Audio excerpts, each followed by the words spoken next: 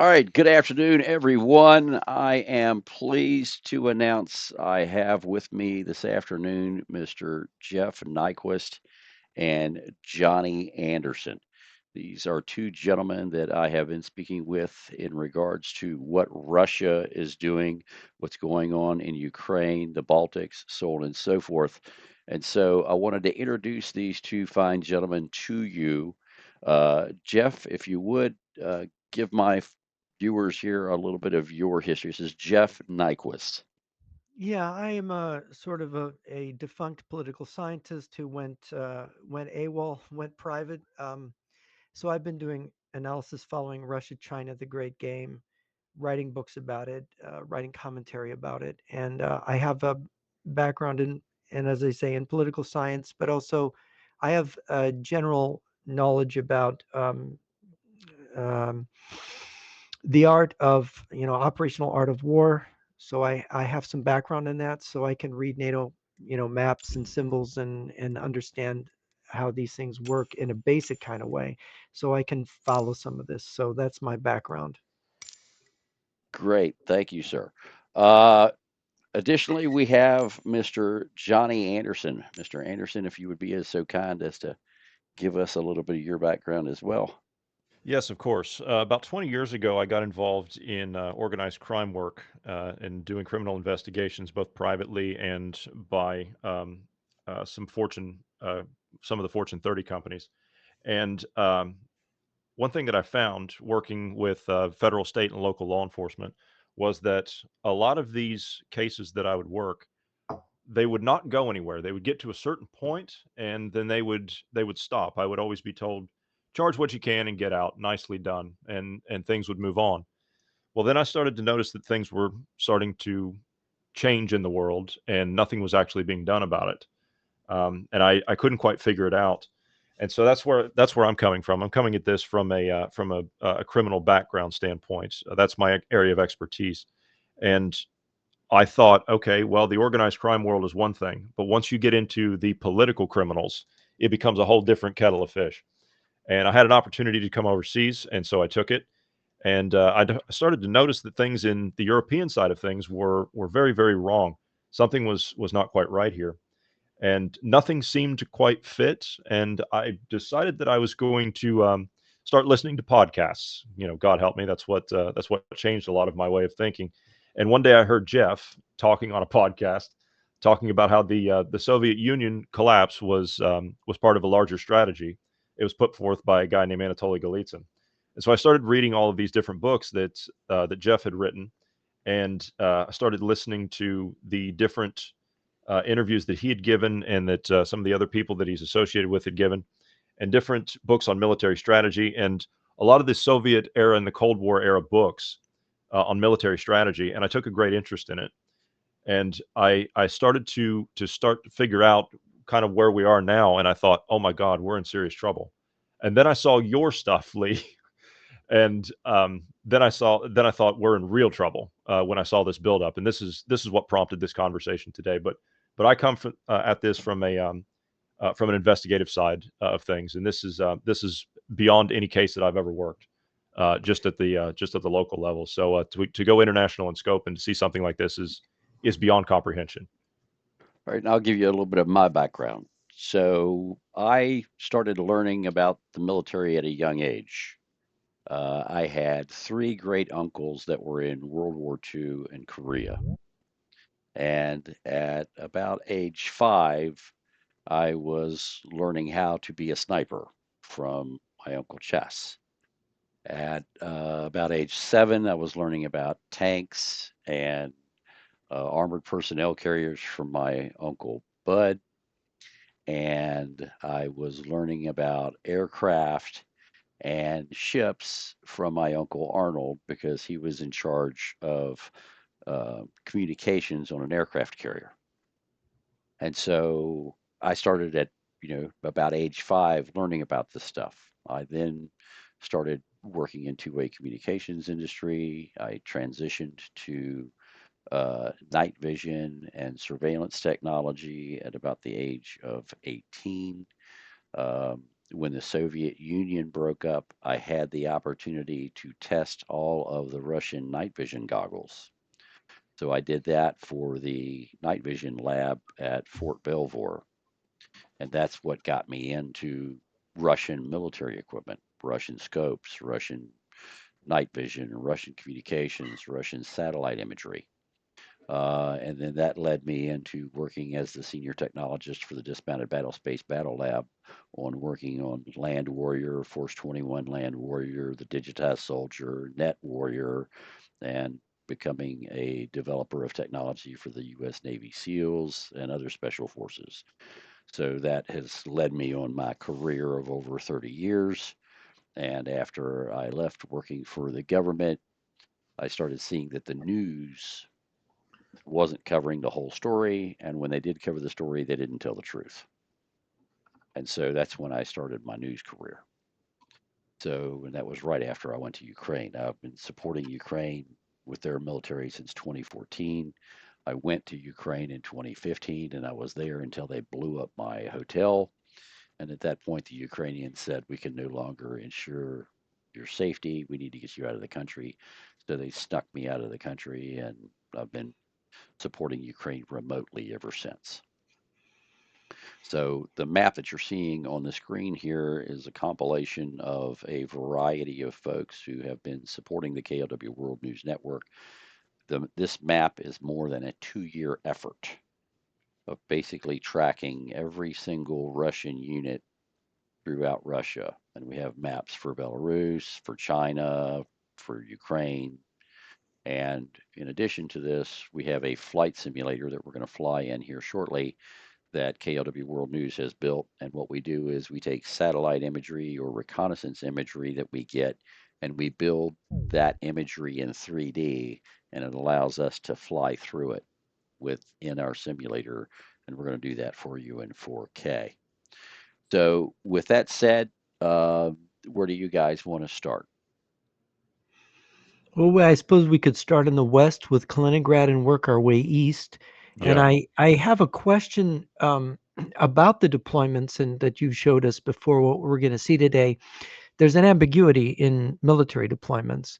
And what I will explain is military deployment that could be uh, interpreted as going into the Baltic states or the Suwalki Gap or Poland could also be a military deployment aimed at the rear of the Ukrainian forces, that is, coming down on the west edge of the Pripyat Marsh and cutting Ukraine off from Poland, coming towards Lviv. So I just want to, as you go through it, you to maybe look at this from the point of view of, okay, which is it? Are they really going west, or could this be a feint and they're really going south to finish off I Ukraine? think they're going west, and when we're done with this show, I think you'll see the same. Okay. All right. Good. All right. Excellent. So the reason that I think they're going west is when you look here, and what I want to do is I want to do these, uh, and I want to go back in history and show you these as we go back in history. And I need to increase my rendering quality here. So as that we can do this best. So this is today or close to today. But if you go back, and I use 2010 because 2010 was before anything got started. They hadn't invaded Ukraine yet, and there was no buildup of anything anywhere. So when we look at this airfield in northwest Kaliningrad, which is where we're at right here, when we look at this airfield back in 2010, the only thing you'll see in this airfield are there are a couple trucks up here.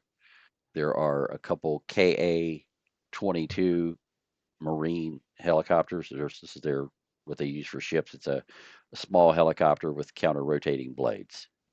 And so on this entire airfield, that's all that's there. It's a couple of working helicopters and some fuselages. This is And of course, 2010. yeah, Yeah, in and 2010. of course, the deployment in Kaliningrad is Marine infantry is what they have Yes. there. Just a couple brigades, right? Yep. Yeah.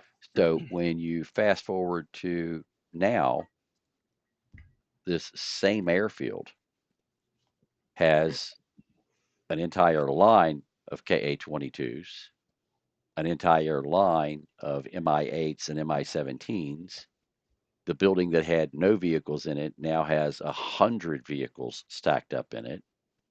And when you move over to the east side, they have added fuel tanks and they have a collection of Mi-24s and Mi-35 attack helicopters. And for folks who don't know what an Mi-24 is, think of the movie Red Dawn. That big helicopter that went and flew in the movie, that's an Mi-24. It's literally a tank with a rotor blade on top. And Well, so, let me ask you a question, Lee, just to sure, interrupt for a second. Um, in this deployment, you would not forward deploy this many helicopters if you didn't have confidence you were going to control the air, that you couldn't be interfered with correct, by enemy air, because helicopters are very vulnerable to fighter aircraft, right? correct. And as well as ground-based missiles. So you have the Hmm. coastal defense missile system here, Hmm. and you also have an S-400 missile system down here. So this forward deployment shows this remarkable confidence by the Russian generals in their ability to use those helicopters without fear of losing them. Correct. And so we tried to figure out, why are they putting all of this on the northwest corner of Kaliningrad? What is the purpose of putting this in the northwest corner of Kaliningrad? Why They're going to here? invade the Swedish island in the middle of the Baltic. The Gotland, No. yeah. Well, what we figured, because they have 100 trucks, which they're not going to fly 100 trucks over there, And those we trucks are figured, stacked up on the Lithuanian border. no, I'm not talking about those. I'm talking about the They're 100 going to cut trucks. off. They're going to cut off in the Baltic, aren't they? They're going to cut off our Yes, Baltic Sea access. exactly. And so what we think they're going to do with them is to bring those 100 trucks up the Carpathian Spit. And we flew this the other night in a simulation. And in our simulation, we strafed the border crossing. We strafed the airfield up here, which is right here. We flew north of that and we blew the main power line coming in from Lithuania onto the Carpathian Spit. We hit it, which is just here south of town here. We hit it, then we flew up and we put missiles into the sides of the uh, ferries on the Carpathian Spit, as well as we put missiles into the ferries on the other side. And then we came up and we strafed all of these fuel storage facilities here with 3 passes each. And then we landed our Mi-35s over here on the beach and deployed artillery or mortars to continue to hit this area with mortars. And we did all of that in 15 minutes and 38 seconds. So, in other words, the helicopters are to deploy onto that spit as a cutting move to cut off Yes, Lithuania from any yes, naval support. exactly, Or yeah, I mean, you're cutting them off over land by if you occupy the Suwalki Gap, but if you do this, you cut them by sea. exactly. And you can do it in Yeah. 15 minutes and 38 seconds. We flew last night. We also flew last night so when you're going to cut off the Suwalki Gap, you're going to do it in 2 ways. You're going to cut off the lower part of it here where it comes across Poland, and it's just 40 miles across here. Hmm. And when you think of the fact that there's 400,000 troops here, that's a soldier every 6 inches across this 40 miles. And that's what you're moving a Marine regiment or a whole, I mean, a Marine brigade or up there to do that? Is that what, or are you moving smaller units? You're using smaller units because what they're doing is they're bringing troops in from Africa, from South America, from Cuba, from Asia, from the Middle East. There's troops flocking into Russia and then being moved into Belarus daily. Thousands. You mean the communist bloc as a whole is being brought in? Yeah. And we've even got Chinese troops in Belarus now. Yeah, we've got Chinese troops training in there The for next month. Yeah, Tiger Regiment. Yeah. yeah. And Yeah. so to fly this and we did it with Mi-35s and Mhm. Mi-24s. We flew this and we cut off all of the main crossings, including the railroad crossings. We did the whole thing in 12 minutes and 38 seconds. So the Baltic states are cut in less than an hour. Yes. Now, And what about Riga? What about the transport further north? How do they cut that? we think that, well, we'll get to that in a minute. So let me Okay. finish the southern part here. So if you're Hmm. going to take the Suwalki Gap, you have to have a defendable space. Now, we Yes. already know that Russia has already attacked Vilnius. And when Russia attacked Vilnius previously, they took over Vilnius in a short period of time. You're So what? talking about in 1940, Yes. And right? so, well, When they they actually first attacked him again absorbed in the, yeah, 1990, I think it was, when they when they there was an uprising, they were trying yes, to get their independence, yeah, under the right, Soviet Union. Gorbachev sent in paratroopers, right, yes. okay. So, um, what we did was we took Mi-35s and Mi-27s and we launched out of from this military training base here. Hmm. And so we had all the helicopters meet up on this grassy field over here next to the, excuse me, this one here, next to the convenience store. And so we flew, and what we did was right before dawn we took off, Hmm. and because the Russians don't have great night vision equipment, Oh, they and don't. so no, the Russian night vision equipment is equipment to basically similar to what we were using at the end of Korea, beginning of Vietnam. It's Oh, that that's outdated? Yes, oof. that's that the Wow. poor, it's that poor quality. Well, are they Goodness. able to can their air power interdict roads at night, or they don't have that Yeah, capability? they can, but not very well. They Oh, really? the sensors on the front, when you look at the best thermal imagers that the Russians have, this is why they're buying thermal imagers and thermal weapon sites out of Europe. This is Oh, why That makes they're, sense now. Yeah. yeah, yeah. because their stuff. Because if So they interdict, this is the problem the Allies had in World War II. They couldn't do road interdiction at night, so the Germans would make all their military movements at night to avoid being strafed and bombed on the roads. correct. And Yeah. so what the Russians have done is they have outfitted 100 BMP-3s and BMP-4s with thermal imaging thermal imaging uh, sights for their weapons on the BMPs, and infrared illuminators and infrared equipment for the driver. So the driver operates with NVGs, and it's actually a DVE, a driver vision enhancement. So it's actually a night vision camera with a video display. And so that's Hmm. what the driver is driving with infrared illuminators on the front. And then they're putting thermal imagers onto the 30 millimeter that's on top of the BMP Well, the only reason you would do that is that you're expecting to assault defensive Ex- positions held by infantry at night.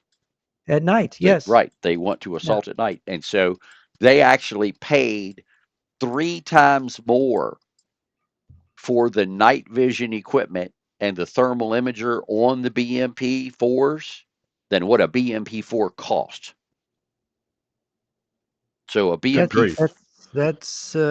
wow, that's really putting the pedal to the metal. That's something, yeah. right. So, when you're, and then they did 100 of them, or excuse me, they did 10 of them that we've found down here along this So area. that's for the initial assaulting force. So they're Yes. planning a night attack on all these Yes. positions. So Now, what they, go ahead. quick question. The lines of trucks, where do those play in? You believe those are supply lines that are being Yes. stacked up? So again, we have to talk about this area here. So when we talk about the Suwalki Gap, and let me get so I can draw here for you guys. To be So clear, for those that don't know, that's the area that covers between Kaliningrad and Belarus that Yeah, goes it's it's Polish. along the Lithuanian-Polish border. It's a transport route into the Russian Kaliningrad salient. so Also, this the Polish energy grid that supplies the Baltics now, because the Russian energy grid's been cut off up there, runs through that exact gap. Yes. yes. So this is the area that I think that they're going to cut off. This is the area that I think that they want to control. That I'm illuminating here in yellow. Okay. That's the Suwalki Gap area they're going to This is the occupy. Suwalki Gap across down here. And if you're going to control the Baltics, you need to control this area because you got to have a buffer. So if they do try to attack in, you got to have a place to put your troops, and you got to have a place to hide them. Well, you And see, if I'm reading this map, they've got a large forested area to their south, which is perfect blocking terrain. You just have to block off the roads, and it's difficult to attack exactly from the south. Yeah. right. And so, when you're talking about protecting this area and trying to conquer all of this area here, you Mm-hmm. gotta be able to have, if they got the Carpathian Spit out here and they've Mm-hmm. come all the way up, then Lithuania is cut off. They're done Yes. because Yeah. they can't get anything from the north, Yeah. okay, and they And the can't get anything from the Lithuanian sea. military is the strongest of the Baltic states' militaries. It has the most units. Right, but it's nothing compared to what the Russians are amassing No, no, of course on not. In No. on fact, it's smaller than Poland's military, of right. course, much smaller.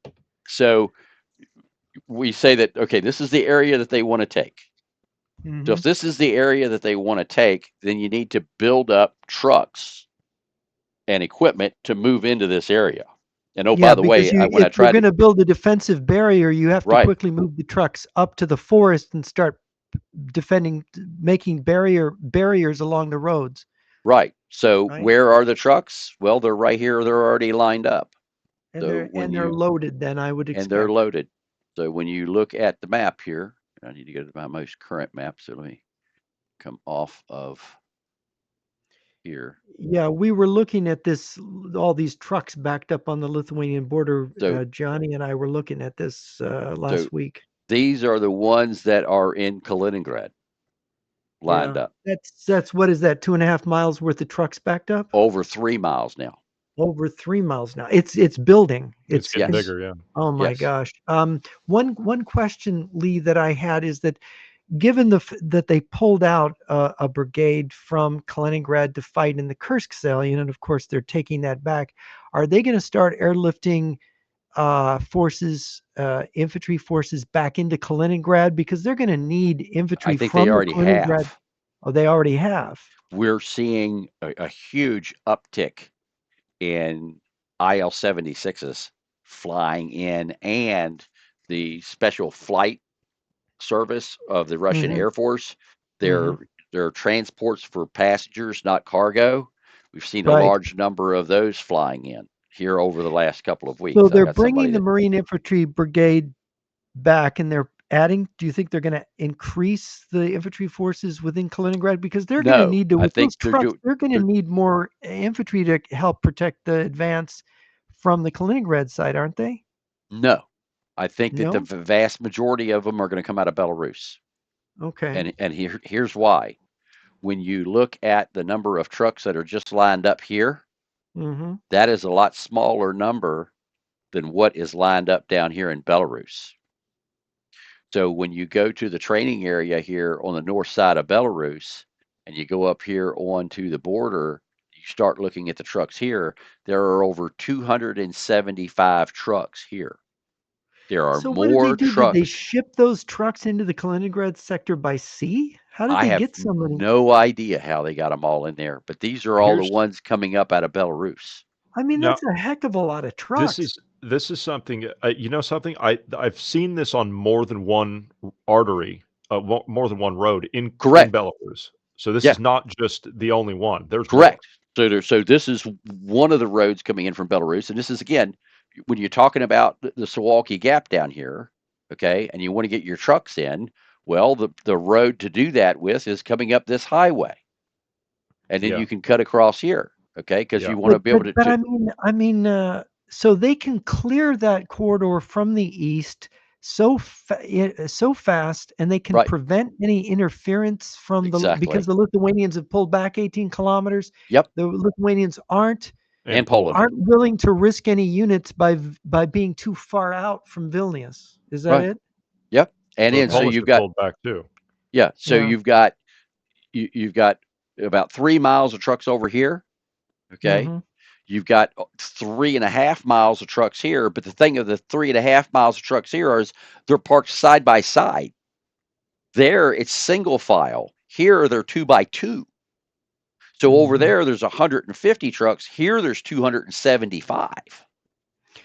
Well, So that is enough. I mean, normally for as I recall, a Russian division has like 180 or so trucks for logistical support. yeah, You're talking about a couple of divisions worth of truck supply.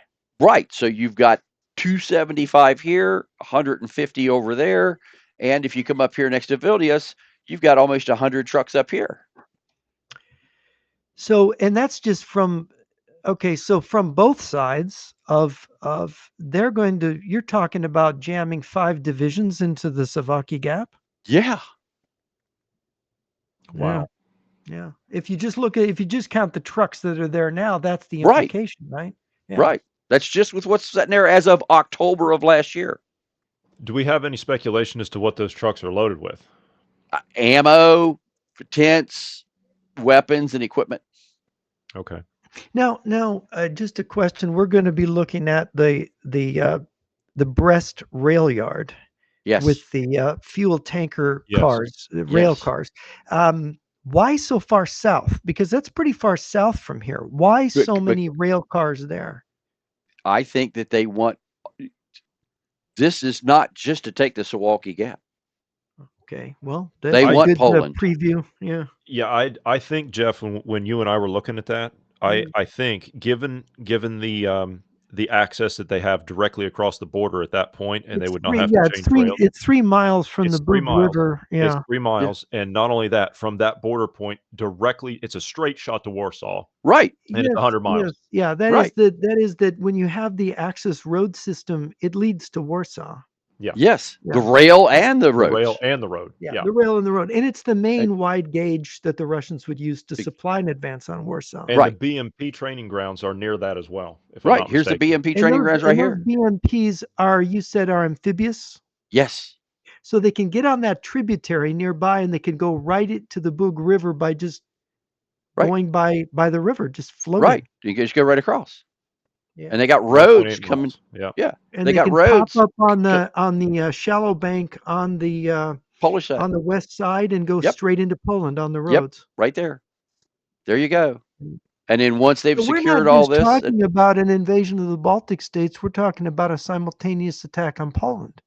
Yes. absolutely. In fact, when you look at the briefing with Lyshenko and his commander, they already said that they're taking the northeast corner of Poland. They said that publicly on television. And that's He did, why yeah. He did. a year ago last summer they moved nukes into Belarus. Yes. And they sent pilots from Belarus to Russia to learn For how to training. drop nukes from Russian airplanes. That's an interesting piece of intelligence. So Yeah. we're talking tactical nukes. Yes. And they would be dropping those on NATO airfields in Poland. Is that what they would Yep. be doing? Of course, that would be the perfect target. If you use a tactical nuke on an airfield, it's not going to be functional anymore. Right. And when you look at, so you've got, S-400 sites here. There's 270 S-400s here that are outside. God knows how many are inside the building. Well, that denies air access to within 400 400 kilometers of the kilometers. site, right? Right? So Yeah. you got S-400s here, two S-400 sites here. You come up here at this airfield here, here. You come here, you have two S-400 sites here. Okay, S-400 site on the north end, yeah. Could you S-400 site show on the south. everybody how far that 400 kilometers extends out Oh, from those it's bases and how it huge. My okay, how much God. of Poland and the Baltic states that covers? All To of give it. people an idea of the air denial That's space everything. we're talking All of about. it. Does it So, reach to Warsaw? so, Warsaw's oh, within yeah, 400 Warsaw's. kilometers, isn't it? Warsaw's 100 miles. It's Yeah. 160 kilometers. So if you come over here to the site here, and I need to convert it to kilometers here. Or wait a minute. I need Yeah, to it'd be actually. nice for everybody to see this, how the air denial works over Poland, because Yeah, so we're going to change that that's to important. kilometers. Okay, done. Go back. start again. So we go from here in kilometers. Mm-hmm. Okay. Yeah. So we're backing up so we can see the So larger here's map. 300 kilometers. Okay, can you? So that's Where's all the I? It's way hard to to see. the, All that's, right, there's Warsaw. You got Warsaw in the yeah, bottom middle of the Warsaw's map. down here. Yeah, it's covering Warsaw then. Oh yeah. It's covering even Warsaw's Libya. only It's almost 244 kilometers away. We're well, talking all the way, to Germany. down Almost to here. Germany. Yeah. Yeah. Yeah, Almost to all the Germany. way to Germany, and Yeah. that means And that the all the way, Russians. all the way over here into Yeah, the Baltic. and that means if the Russians can neutralize the NATO anti-air missile system, they can operate their air force in this whole space and have air supremacy and operate their helicopters and do air mobile assaults, attacks, and cover their Exactly. tank columns and Exactly. everything. Yeah. Exactly. And that's just this site here, because when you start counting S-400 sites, you got two S-400 sites here. You have two S-400 sites here. You have another S-400 site down here, right here. Mm-hmm. And this is an advanced S-400 site. It has the additional radars. Now, let me ask a question. How mobile are these S-400s, and can they advance them behind the troops as they move towards Germany across Poland? An S-400 site can be put up in a matter of hours, and they And they're on have mobile. They're on mobile launchers, right? They're mobile absolutely, launchers. Right. Yeah. And it's So that absolutely, and means it's they can. four per launcher. Yeah. this is the scary part about it. Yeah. Okay, and that is that the S-400 sites that they have here, what they have extra radars. So they have a long range radar up here, and then they have a radar here. They've got a big radar here. They've got another big radar over here. And so they have put these huge radars in. This is actually 3 S-400 sites in one. And they So can they could advance the radars too because they've got mobile absolutely radar trucks, right, right? and they've built Right. extras. So they've done is they've put 3 S-400 sites at one site. So Oh, once it the does other it, two are meant to move out and advance with that's the army. right. Oh And boy. then they've got the mobile missile launchers up here. Okay, and these are the big RS-27s. Uh-huh. You know what I'm talking about? The ones that have the Yeah. what is it, 14 wheels under them? Yep. Yes. The Okay, giant ones. that's what these buildings are full of. And you're like, Lee, how do you know that? Well, look at the curvature. Look how long the curves are. And then Yeah. the You have inspection to. ramps, Yeah. look how long they are. And then Mm-hmm. so when you look at the Yeah. road coming out of here and how Those. the road has the long curves, this road here is 70 miles long and doesn't have a sharp curve in it for 70 miles. And then look at the size of the bridge that they put in for them. This is the old That's bridge. This Yeah. is the new one. yeah. Yeah. They've That's. reinforced the bridge to carry really Yep, heavy to Yep. vehicles. carry those Yep. vehicles. And that How many road, tons, Lee? How many tons is one of those vehicles? Do oh, you know? I don't know. They're hundreds. They're over 100,000 Is that one pounds. of the YARS systems that they have? It's the RS 27 that they've Okay. repurposed, and the Oh, this is that repurposing, Oreshnik system they're talking right. about. Yeah. And It's and got the let me MIRV tell you system. why Yep. We I saw that. We saw we saw they took the warheads off of it where they hit an eastern Ukrainian city. They came in yeah. at 5 times the speed of sound. Do you remember that? Do 5,000 kilometers per hour. do Yeah, you the know explosion was something else. Yeah. do you Yeah. know why I think that they are doing that? I don't think Why? that they have maintained their nuclear warheads. Yeah, that's what I've heard that sort of thing too. You really Because think so? a nuclear warhead's only good for 15 years. Yes, that's Yeah. correct. Yeah. And so if they haven't maintained the nuclear warheads and they got the missile, what do you do with it? You take the old warhead off and you put a conventional warhead on. That's why they're using so many of the missiles that normally carry nukes. They're using them Exactly. for conventional attacks. Yeah, makes Exactly. sense. And so, So their use of nukes is going to be much more limited here. And now you're talking about tactical nukes? yeah. Tactical nukes. Well, Yep. those are fission hmm and they're dirtier. Will they be using now because the fission tactical nukes are dirtier and they create problems for your own side if you're going to occupy the ground? Are they going to go with more of the fuel They don't air care. bombs? They don't care. Well, They I deployed know they. troops into Chernobyl. Yeah, I know. I know that. But you see, the thing is, I'm trying to figure out why did they let their tactical nukes go? Do they have a new generation Money, tactical nukes in the rear? Money. money. This also, They think they they can also, do this without tactical nukes? No, I think they have well, some tactical nukes. I don't I think see. they have the level of nukes that they claim they have. They don't have the Well, they thousands. claim to have 10 to 20,000 that were Right, not got rid of during the Cold War, right. right? And is it I don't think that they exist anymore. is it Remember also Peter, I'm sorry, Johnny. Remember Peter Pry used to talk about the 10 to 20,000 nukes that they had in their tactical nuclear stockpile that nobody kept track of what they did with them. You don't think they recycled them but you, No, you think that they didn't. no. At a cost of $150,000 Yeah. per warhead to do that, Yeah. and the No, you're fact that right. that's a lot of money. And they And only they need them to neutralize airfields and right. So you only need a couple anti-aircraft. hundred. Yeah. You don't need 20,000. Yeah, no, you don't. is So is and it then also possible they could get resupplied from the Chinese? We know they're pumping yes, them out like sausages. right. And it's just, and the Chinese and the Russians are working so close together, you know, Right. for anybody to think that they're going to drive a wedge between China and Russia, that's insanity.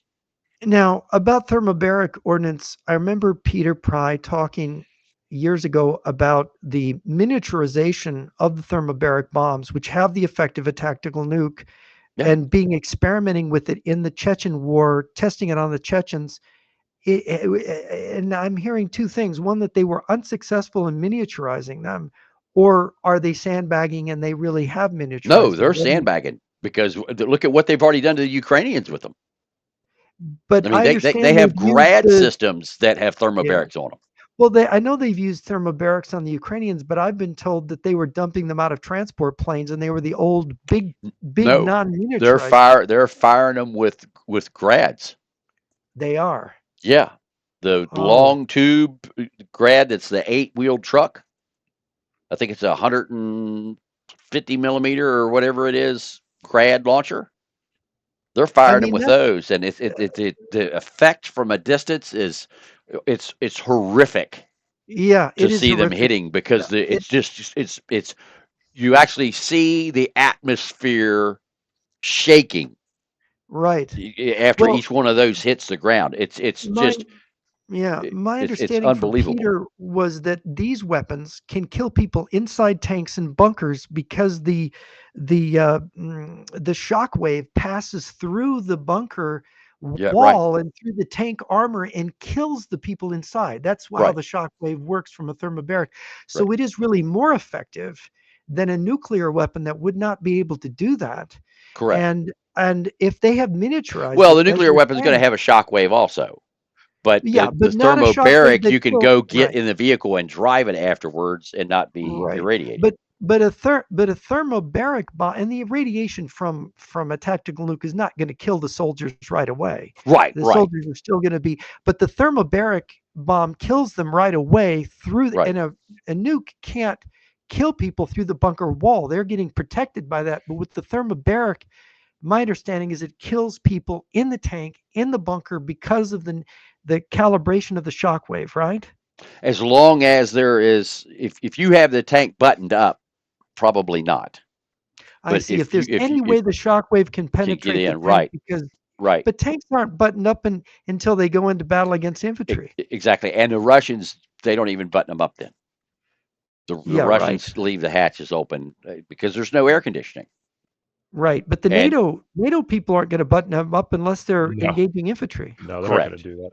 correct. Right. Jeff, to answer your question about the Yars missile, the one that's got the 16 wheels underneath the trucks, to Yes. answer your question, 55 tons 55, is yeah, one of them.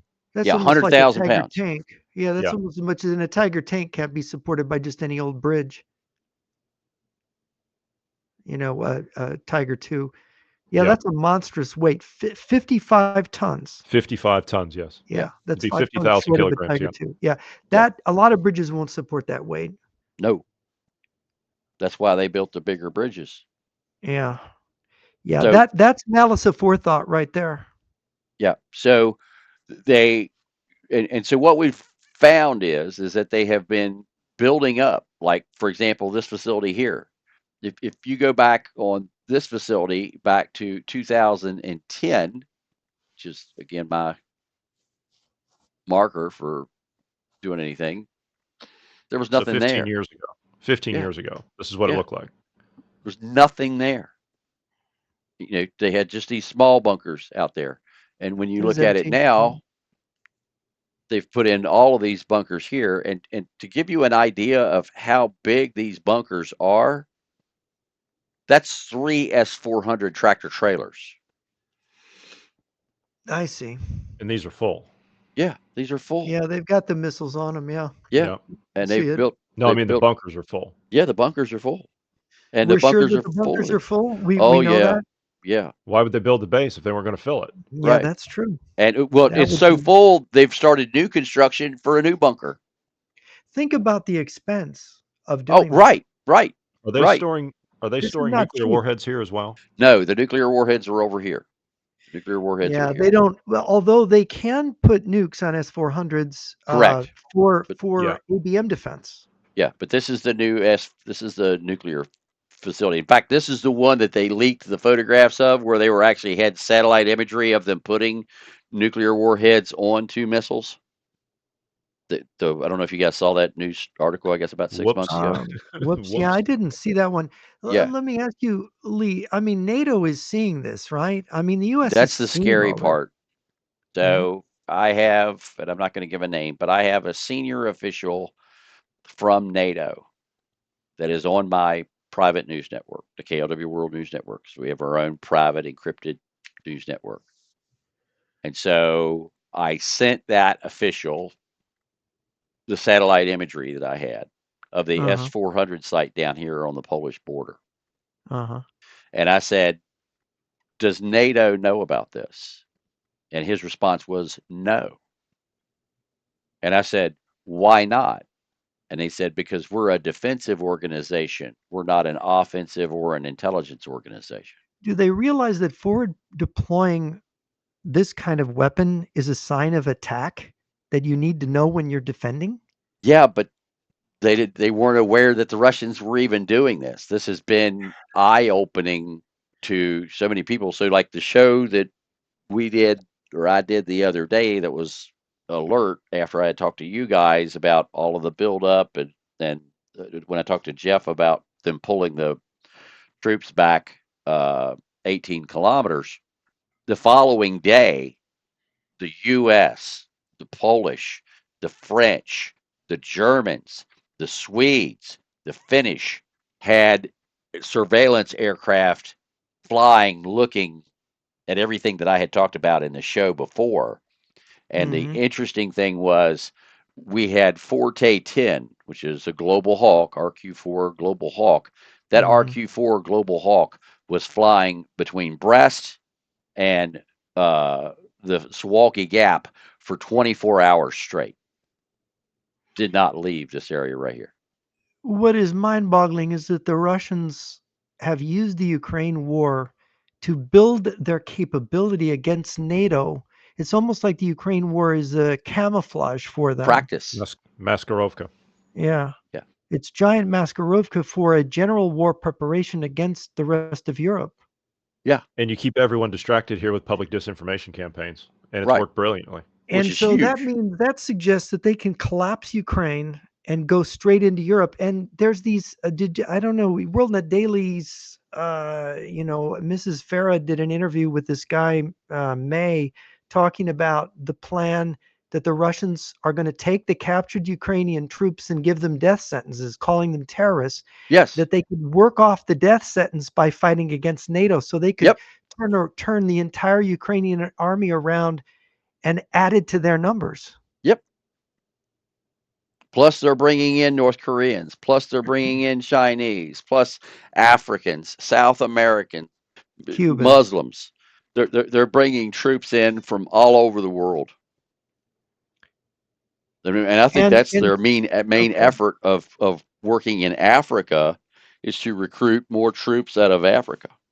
because those Do you guys Well, down think that's there, they do fight with you think it's machetes. possible, Lee, that this exercise in September, That's Zapad 25, yep. that they will go a month ahead of schedule, that they could start the war in the beginning of August No, I instead of think they September? will do the exercise and then do it afterwards, just like they did going into Ukraine.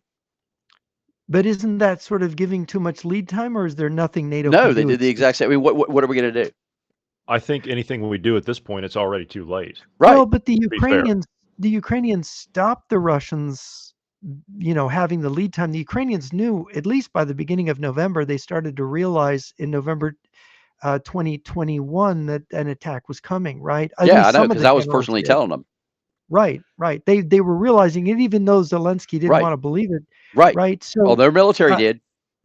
that yeah, sure, I know these Yeah. generals, they were pretty sharp, and they actually stopped this invasion, but the Russians just took advantage and used it as they just used their defeat as another way of getting advantage, right? Well, the Russians thought they were going to do it in 3 days Right. Yeah, they because they did. thought that the Ukrainians were going to roll over and they thought Zelensky was going to run, and so they thought Yeah, they were going to come yeah, right in and do it. yeah. So this That has was turned their out to be a long tranche for them. and also let me ask you, one of the mysteries is that they had these forces coming down through the Pripyat Marsh behind Kiev, and Hmm. they withdrew them all.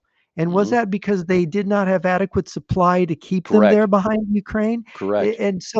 And they didn't have the supplies because they did think it was going to be over in a matter of days, right? Right. They were set up for. They thought it would be over in 3 weeks, and they had a week's worth of supplies.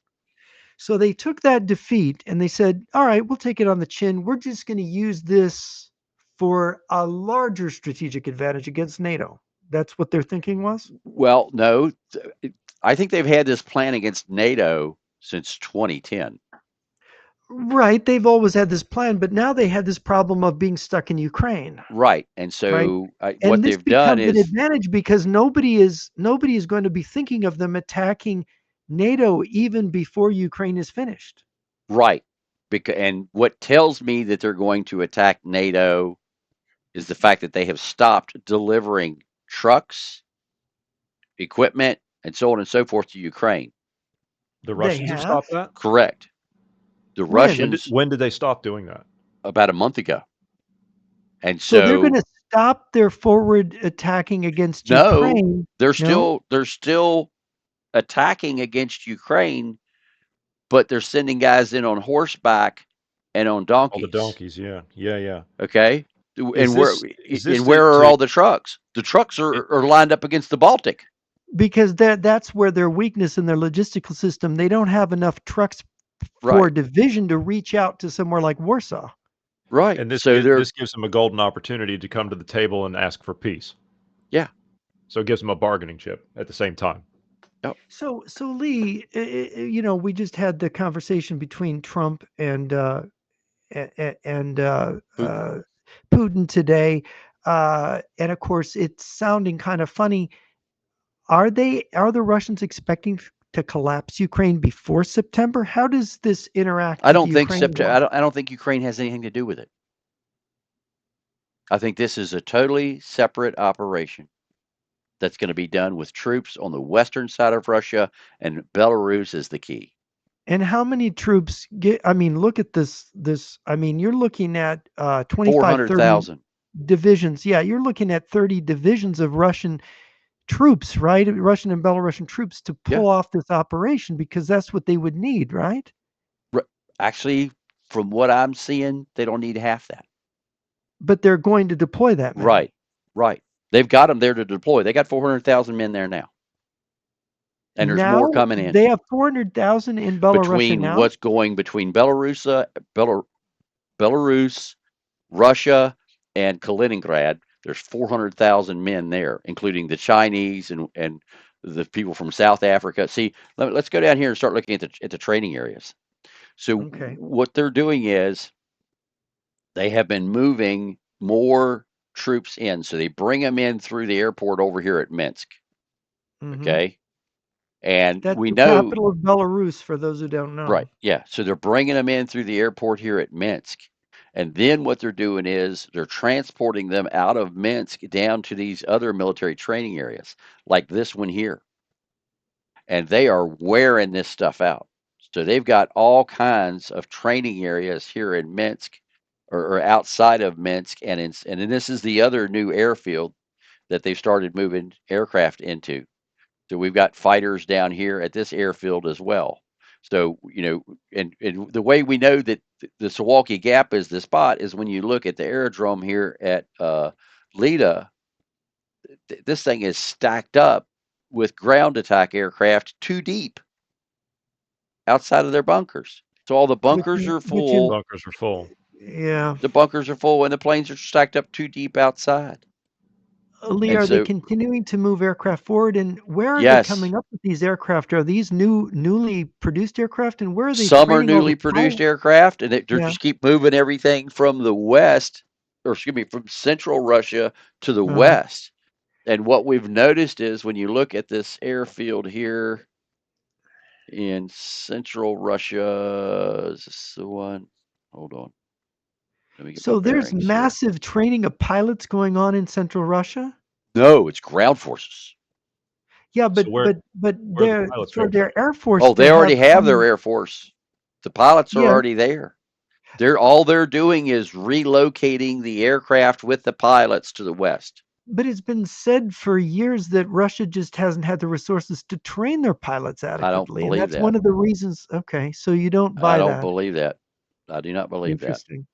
I think that the Russians are moving their troops, and uh, So it's I another case of sandbagging yep, regarding this. Now, is their Air Force a little over 1,000 fixed wing? Is that your understanding, or is it easily, bigger? easily Easily. Could it be 2,000? could be. Well, I don't know if I want to say 2,000 in a fixed wing, but it's surely over 1,000 because I can show you almost 1,000 planes right now. And NATO's comparable defenses are, I mean, forward deployed, they have less than 500, don't they? To give Correct. people an idea, I was talking to somebody who's a defense contractor in the UK a couple of days ago about this situation here. I showed him two airfields, two. One that was just full of planes, just fighter planes, and another one that was a helicopter base of some of the ones that you're showing here, Lee. And he looked at that and he said to me that what he could see on screen combined was more than the whole of the Royal Air Force. Oh yeah. Oh yeah, absolutely. No, all these NATO countries are small, and when you add them up together, I mean, think about this. Turkey's conventional forces, I mean, NATO's conventional forces, Turkey and the US make up more than half. The rest of the countries don't even add up to half of what Turkey and the US. I mean, don't add up to as much as what Turkey and the US has. And have you guys seen the new base that Turkey is building? No. No. Oh my God. We'll have to do another show on that. I mean, That the just Russians are going to have to end up attacking Turkey yeah, if they do yeah. this, aren't they? Turkey is building, and Syria or and Egypt has built a new air base down here. I mean, are they going to It's have to attack Turkey? I I think they're trying to make Turkey. a deal with they're trying to turn Turkey at the moment. I think they're Doesn't trying to look make a like deal they're with them. succeeding. No. It looks like the Turks are not liking any of this.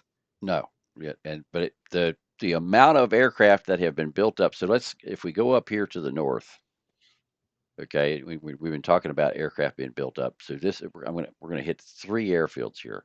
This is the one here at Olynia. This is where Putin came and flew a supersonic bomber. Oh, he's And in a This is near T-160. the Yeah. Finnish border here. Yeah. yeah, and they have lined them up here like cordwood. I mean, look at the tarmacs here. Do you think that they're going to simultaneously invade Finland in the north? No, I think that I think that what they want to do is to be able to take all of the Baltics. So Hmm. I think they're going to have all of the air power, and these aircraft up here Uh-huh.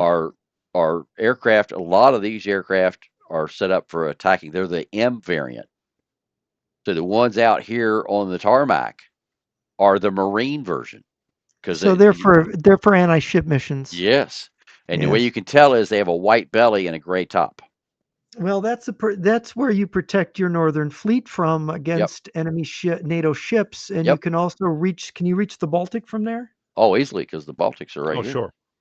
Yeah. So Baltics are just basically, down it's here. perfectly positioned to cover both naval areas. Right. And then in addition to that, they have ground attack and fighter escort down here.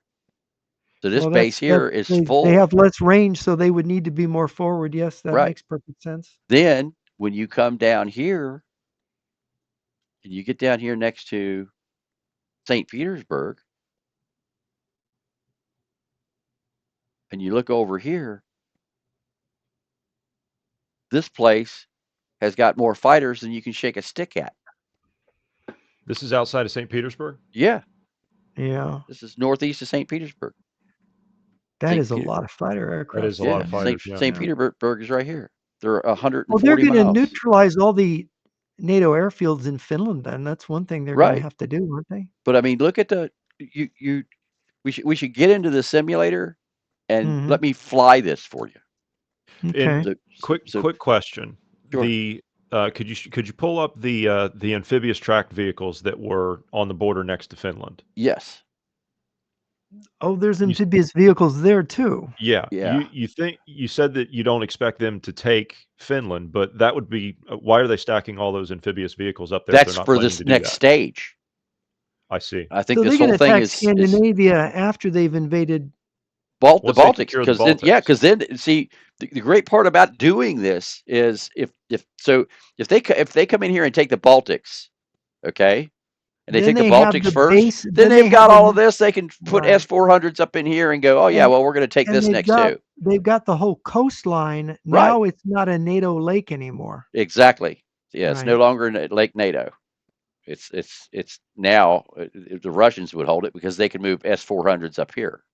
They can Yeah. move S-400s out And here. of course, the Swedes only have like what, a battalion defending that big island they've got in the middle Yeah. there Right. strategically. So they would do a helicopter invasion of that Right. Exactly. because that's a giant unsinkable aircraft carrier in the middle of the Baltic. That would allow them to stop aircraft carriers from Right. getting into the Baltic. Right. Yeah.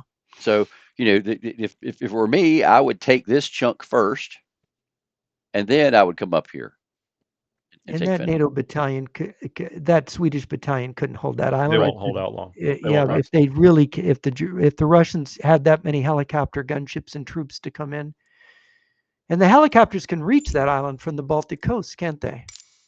Oh yeah. Yeah. Yeah, Absolutely. interesting. Before you close that, okay, I was going to Okay. say before you close that out, No, I'm I not wanted closing it. to. It's. I can Oh, go you anywhere aren't. you want. Okay. No. No. Um, Yeah. down to Brest to the train yard. Yeah. Yep. Yep. Yes, that's an interest. That is a very interesting because that's really far south from the Suwalki Gap and the Baltics. To have that kind of deployment of logistic support that's obviously strategically implies either they're coming in behind Kiev or they're going for Warsaw. They're going for Warsaw. Hmm. They're going for I Warsaw. think given the distance, yeah, given the placement of it and given the distance, and it's a straight shot. It is an absolute straight shot. It's a dead run to Warsaw from there across the Here's your border. sand. But That's the wouldn't sand. wouldn't Yeah. it really help them to move forces down straight towards Lviv as well? Or are they going to do I both? think once they I I think that once they have taken the Baltics, or sure, excuse me, once they have taken the Suwalki Gap, Hmm. all of the military aid and support that is going towards Ukraine right now Is is going to going to go. dry Yes, up. sure, Okay. absolutely. Well, if they Then advance toward Warsaw, at some point they come to a point where they're basically cutting the line to Kiev anyway, right? exactly. So once they have done this, then they can come down and cut the line down here because it's not that big of a line. They'd only need a brigade to do that. Right. Because there's Yeah. nothing here. No, there isn't. And so, then they can come right down and take it across. And I mean, what are they going to do? They're not, Yeah. So it's this, so I think it's a case of, it's like killing a snake. You got to cut the head off. yeah, the more aggressive, the better. Right. And so Yeah. if they slice here, then they're going to be able to take all the Baltics. So if they slice here and then they move up along the coast here, they got all of Lithuania. And that's killing the Baltics. Okay. that's going to cut off all the supply to the Baltics. Plus, they've engaged Poland here, so the supplies going to Ukraine are going to dry up. The priority is going to change, and then they can attack from here, coming straight down, and come right across at Lviv and take all this. Because I calculated this up here. They only have to have 7 strongholds across this Polish-Lithuanian border to stop any supply coming into Ukraine. And you know, when you've got troops already down here, you've got airfields already down here, and you've got an airfield here and another airfield here, and they're already both full. Plus, you got your S-400s up here. This it's going to change the game. At the moment they cut this, in the 15 minutes it will take to cut off the Baltics, that's it. Well, The let whole me ask game is going you. to change. Let me ask you a question that's been nagging at me ever since I saw the train yard at Brest with all of the fuel tankers in there. Why position all that a half a year ahead of your attack? Are they really They're going to wait positioning to stuff. September, They're or are they positioning positioning even stuff more? And we're years talking about even. I mean, are years they? in advance. Years in advance. This isn't the Russians have been planning this since 2002. They've been acting on it since 2010. They're playing a long game. And these idiots in NATO haven't noticed any of this. It's the frog in the hot water. In other words, it's happening so gradually, Right. but our people, I mean, We're pulling back.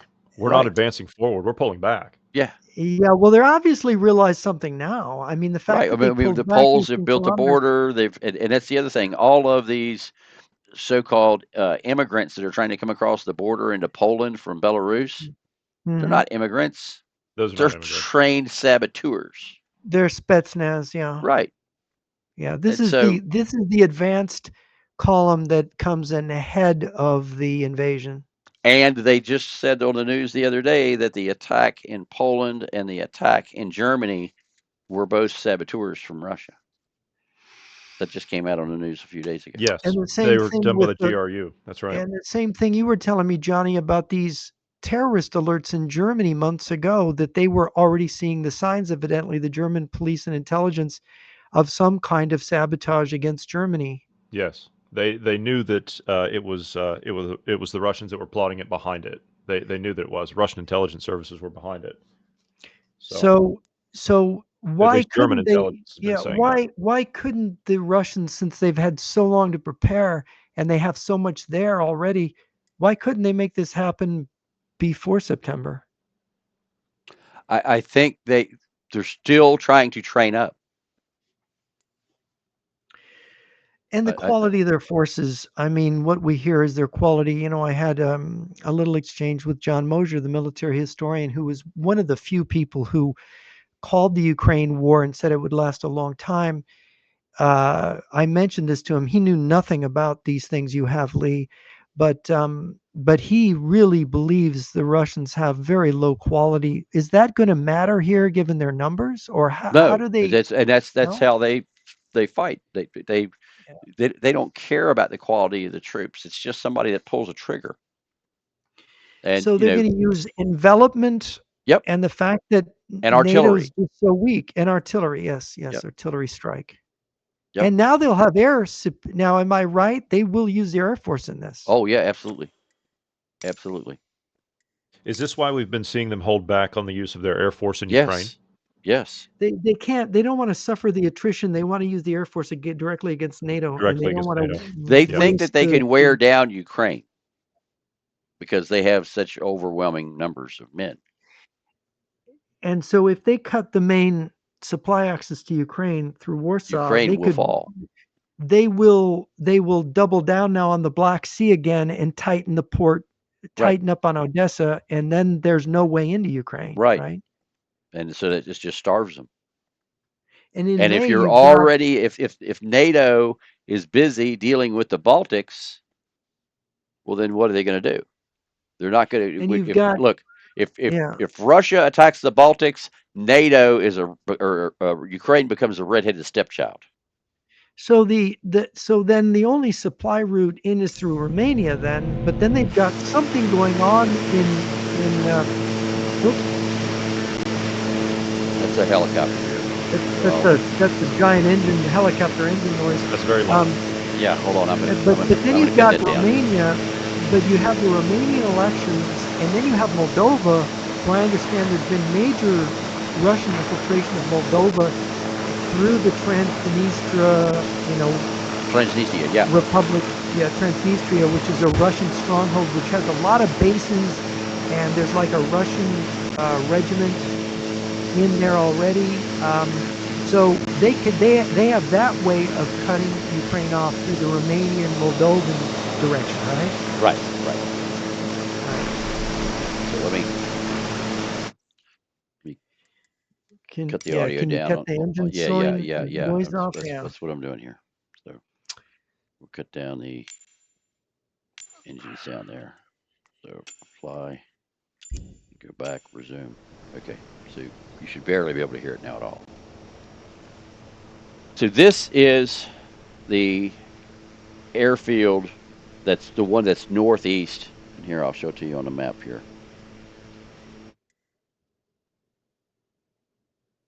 This is the one that is northeast of St. Petersburg.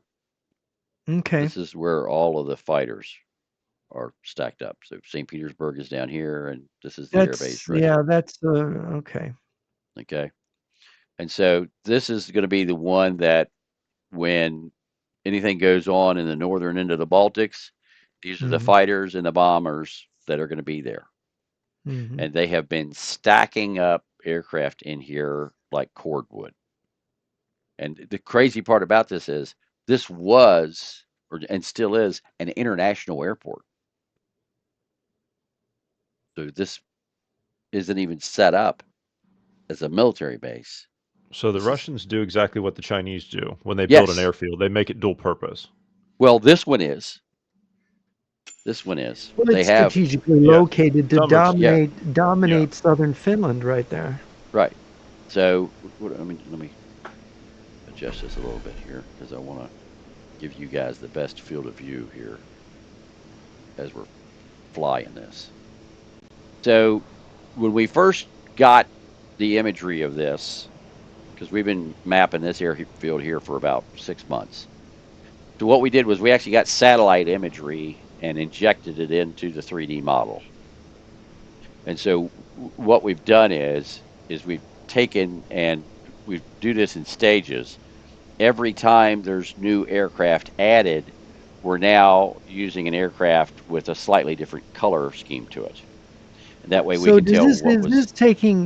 Is this taking account of the weather? Is there no snow on the ground up there now? Right. Well, there may be that if I want to get the real time patches of snow. Yeah, right. I'm seeing little And patches so here. I have an app or a software that gets the weather from around the world every morning and injects it into the model. Okay. So I can go. We're seeing this is typical March thaw. Then this looks like. So we can. So I can get that. So what I wanted to show you guys is things that we've learned in doing the 3D modeling. And so it's a combination of AI and satellite imagery. So you see the 3 aircraft here on the ground. Yes. Yeah. In the original satellite imagery, if you look underneath of the aircraft in the middle, you can see the silhouette of an aircraft on the ground. That's from the satellite imagery. Right. So that is the actual satellite imagery on the ground. These other we're seeing now those are reconnaissance aircraft. What are those? These are transport aircraft. Okay, those are for transporting troops. Yes. Okay. So and this is where they're flying the pilots in and out with. I see. Okay. And so what we've found is that when you take the satellite imagery and you inject it into the 3D model, you'll see the real plane on the ground.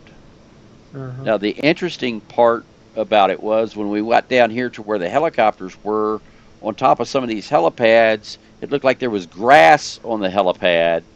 And then on other helipads, it looked like that there was brush on the helipads. And we're like, well, Camouflage? right. And what it is, Yeah. that solid green helicopters look like grass, and camouflage helicopters look like brush. And so when you Uh-huh. actually look underneath of the helicopters, you can see the helicopter blades on the ground Yeah, right you can see there. the shadows of the Yeah, You can blades. guide see the them. blades Yeah. on the ground and the brush. And the AI Mhm. interprets that as brush when it's actually the blades of a camouflaged helicopter. And so, Interesting. and so what we do is we just take a 3D model of that exact helicopter because we have the silhouette of it and we got the satellite imagery, and we just plunk it on the ground right there where the real one is. And so we're seeing more of this distributed fuel, and as they're putting the smaller tanks out, Mhm. then what That's we've going on every airfield, I noticed. yes, and they're doing it all over the place. And so the difference between the satellite image, the original satellite image, and the new satellite image, as you can see right here, the lighter colored fighter jets, they all have shadows underneath of them. That's from the original satellite imagery. And what we've done is we've dropped an airplane from the original satellite imagery on top, and we do the exact make and model of aircraft. We have 3D models of them.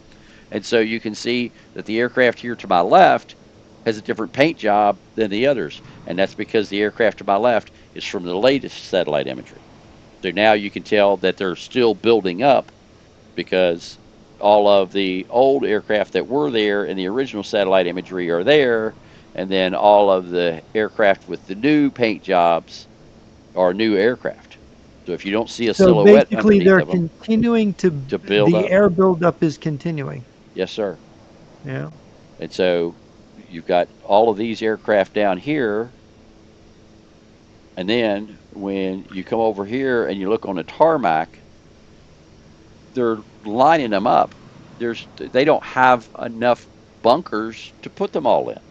So this would be an airfield that would be more comfortable for an air regiment, but they've got 3 times as many planes they're Yes. stacking up here. Yeah. And again, you can see the silhouettes of all of them underneath all of them. That's from the original satellite imagery that we've injected here. And all of these cases right here, these shipping containers, they're full of missiles and bombs. Now, one question, Lee, do you have a way of counting how many aircraft are being forward deployed to these bases now? Do we have a fixed wing number? I would have to go add them up, but right now there's over 300 that have been deployed. I've got 300 mapped right now, over 300 mapped. That's over 3 air wings. Yes. That's an Yeah. extra And fuel supply depot right there. right, there's another fuel supply depot. And then since we did the original satellite imagery, the imagery in the last 30 days, we've got all of these aircraft that have been added. Have they added the underground fuel storage tankers as well Not at to this this site? airfield, Okay.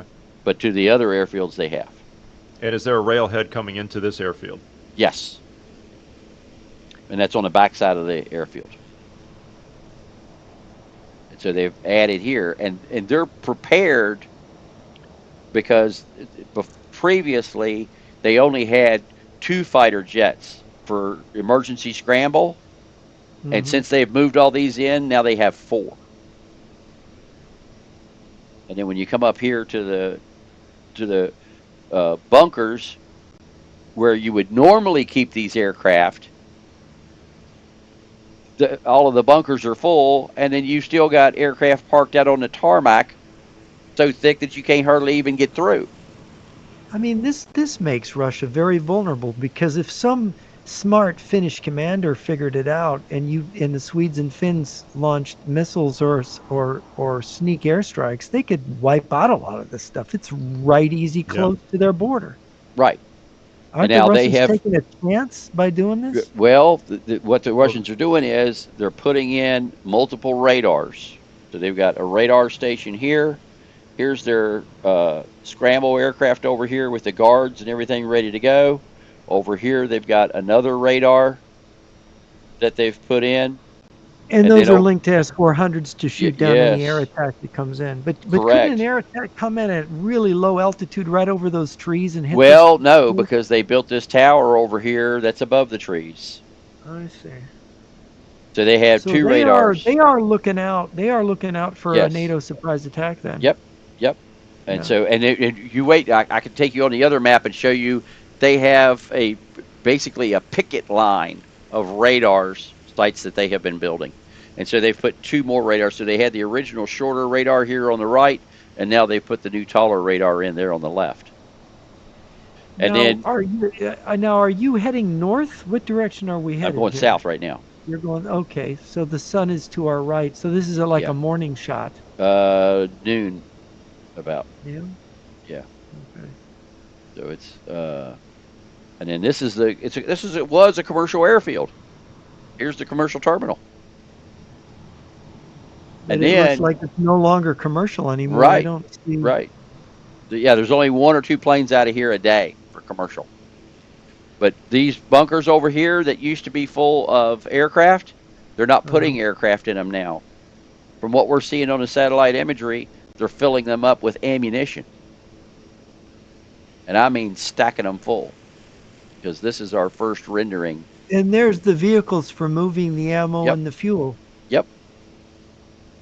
Look And at so, you can see the missiles. You can see the right, bombs and the they're in stuff the in right, hangars. there. Yeah. Yeah, you can right. see them in the hangars from here. So Mhm. this is what we've been doing is we've got satellite imagery and reconnaissance imagery and news imagery.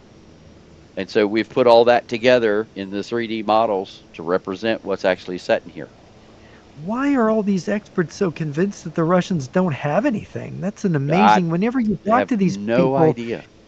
I talked to these intelligence people yesterday. Oh no, the Russians don't have anything extra. It's like that's all you hear. Right. Well, have you looked? Is the question. Yeah, yeah. So if we leave here and go back to the main menu, and then what I'm going to This is do the is other question is why does everybody think that the Russians are asking for a peace deal when they're continuing to mobilize and build like this? right, This That's makes right. no The sense. Russians aren't accepting it. They're No. not going along with the ceasefire even. A ceasefire against against infrastructure is to the Russians' advantage because then the Ukrainians can't use drones on these airfields up here. right, right. So now we're going to go up here to the north where they have all of the uh, bombers. So this here is that this is where Putin came and flew. And so, and then they tried to tell me that this was crazy. I had people going, "No, Lee, that's old footage. That's from when he was there last year. He wasn't there just today." And I'm like, if he wasn't there just today, how come he's not wearing the same thing he was last year? And how come the motorcades are different? The motorcade from last year was these vehicles, and this is the motorcade from this year. And RT said he was here today. So why, and so why, how he changed clothes in one day and he got two different motorcades in one day and the snow's a different depth in one day? It's no, this is two separate days, folks. And you just can't convince people. They continue to want to believe that this is not what's going on. But when you come down here and you actually look and see what the Russians are doing, and in this particular 3D model, I had to take a few, how should we say, artistic liberties because I don't have the exact tint that the Russians have. It's Uh, close enough. right. So this blue It tint serves its is purpose. right. This Yeah. blue tint here. This So is a these are strategic bombers.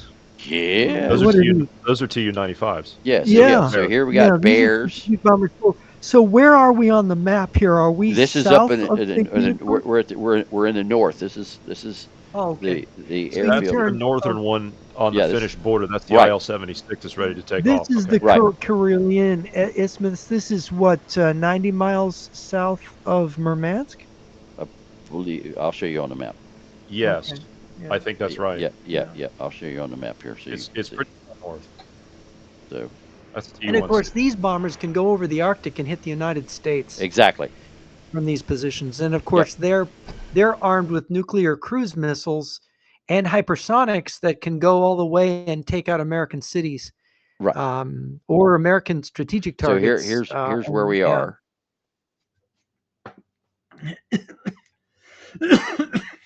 So we're basically halfway between St. Petersburg and northernmost part of northwest corner of Russia. and we've got two airfields here. Or excuse me, here we're now. So we're closer up here. So we're right here. So this is where we're at now with all the bombers. This is Oleania. And then we're going to move after here. We're going to go down here to their escorts, which are down here, which are ground attack. And this is going to be interesting when I show you this, because we found something here that we did not expect. So, and we've 3D modeled it. So we're going to go back here Okay. to So this Airbase so Olinia. this is more than 100 kilometers away from Murmansk, right on the near the Finnish border. What is that? Is that The 100 Finnish border is kilometers right from, here. from Hold on. Murmansk? Let's look. Yeah. We can measure it. Yeah, it's Good right So there. grief, that's right It's on the right Finnish there. It's border. literally on the border. Yeah. That's yeah, crazy. yeah. That is as far. Why would you deploy so far forward if you weren't going to attack from that position? Right. Well, no, the border's over here. Here's the border. Oh, I see. The Right, border's right over. over Oh, Oh, okay. that's All the right. Yeah, the rail border's line. over That's here. Okay, that's Yeah, the rail line. that's the yeah. rail line running So, north to Minsk. but Okay, it's that's not. not I the mean, border. you're still Yeah. the border's 155 kilometers. Yeah. Okay. Yeah, So that's pretty deep. That's difficult yeah, terrain. yeah, That's well protected. yeah. So and then the fighter base is right here, which is a little less than it's 14 miles between here and and the and the fighter base. The And of first course, one we're that's gonna where you'd want the fighter base is to right, cover the bomber base from NATO forces right, coming from the southwest. right, and that's why Yeah. the fighter base is down here. But when you Yeah. see this fighter base and you see what they've got at this fighter base, you're going to go. It's going to take you back to October the 7th. Oh, and I meant to mention that. So, October the 7th. That's Putin's birthday. and that's also the day that The day Hamas went into Israel. right, and Putin paid them $100 million 2 weeks before that. So it wasn't just a birthday gift that he had to pay for his birthday Right, he had to gift. pay for it. Yeah. But the crazy part about it is, you remember that Hamas attacked with ultralights. Mm-hmm. Yeah, they This used fighter, Russian parachutes. yeah. Yeah. Well, this Russian base down here has an Mm-hmm. ultralight regiment. They have So that's where they got ultralights. trained. Yeah, they have ultralight training right there. Why would they have ultralights up in Scandinavia? What would Because they if they use want them to come for across here? the border here, they're now parachuting. They have two They can people in just each drop across the ultralight, border. and the They can guys drop go right across the across and drop and jump Yeah. off of it with parachutes. And because the things are made out of carbon fiber and plastic, you can't see them on radar. And because they're putting the exhaust pipes over top of them going up, you can't hardly hear them either. What's the range? A couple 100 miles. Ultralights can stay up for hours. So they Yeah. could reach the Baltic coast there, the rail connection between Finland If and they Sweden? if they catch an updraft right, they could even cruise without an engine Well, being on it. but the crazy part about it is they can load them in a truck and take them right down here to the border and launch them on a road. Oh, yeah. So basically, So Finland could be cut. See, when Finland was invaded in 1939, the objective was to reach that Finnish city. What is it, Oulu? The city that is right on the rail connection to Sweden. They wanted to get that in the worst way. They sent like 3 armored divisions down roads. The Battle of Somosumi, they got trapped. They never made it there. But they could use these things to cut it immediately and capture whatever basing structures are there, right, right? yeah, and it's a perfect stealth weapon or stealth troop supply, because you can't hear them, you can't see them, and the guys just parachute in, and they can use them as saboteurs. And they could basically destroy all the communications to the Finnish forces that would be defending all the approaches, and then Right. that would allow them to take northern Finland over. Yep. So you're going to see those at Which the other. implies that they are aiming at Sweden, ultimately. So the interesting thing I found here was, first off, that they had moved all of these bombers in here. But out here on the tarmac, on the ready line, is all of the Marine variants. They don't have the ground attack variant out here. They only have the Marine variant out here. They have So one ground attack. There it is. does that does that imply some kind of naval movement out of the Yes, Northern Fleet? it implies that they are prepared to deal with ships coming to the port of the Baltics, So there's going to be action in the Norwegian Sea, as well as in the Baltics. right? Because that's what they Because cover, the Norwegian right, Sea and the Baltics. right, Okay. because every single one of these out here on the ready line is a Marine variant.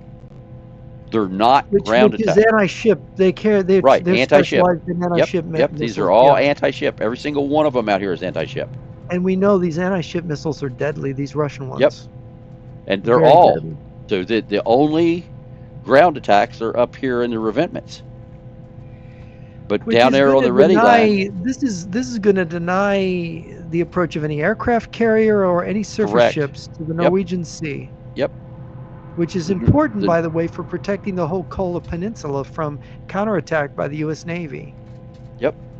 or the French Navy or whatever, French, British, NATO navies. The French only have one aircraft carrier, the Charles de Gaulle, and it's not in operation now. It's in a shipyard period. It's in Yep. Toulouse at the moment. Yes. Okay, so there's no NATO. If the United States doesn't get aggressive, if Trump holds back, there's not going to be any aircraft carrier battle group to the rescue anyway. Right. I can tell you right now, as of this morning, the only carrier we have out at the moment is the Harry Truman, and he's in the Red Sea dealing with the Houthis. Houthis. Uh-huh. And the Ronald Reagan is in Japan in port. The rest of them are at home. That's it. Okay, that's pretty insignificant naval air cover. Correct. When does the yard period for the de Gaulle end? Does it get out to sea before September? I'll have to double check that. Yeah, I doubt that, considering how many problems. I mean, I just read a report before we went on the air about the new French armored personnel carrier that they spent those billions of dollars developing and so on and so forth. It doesn't work. What is that? It doesn't some kind do of surveillance sabotage? and it doesn't fight. It's like a show for the old gun that the French made. The British just had the same problem. They took delivery on 30 new APCs and they don't work. Yep.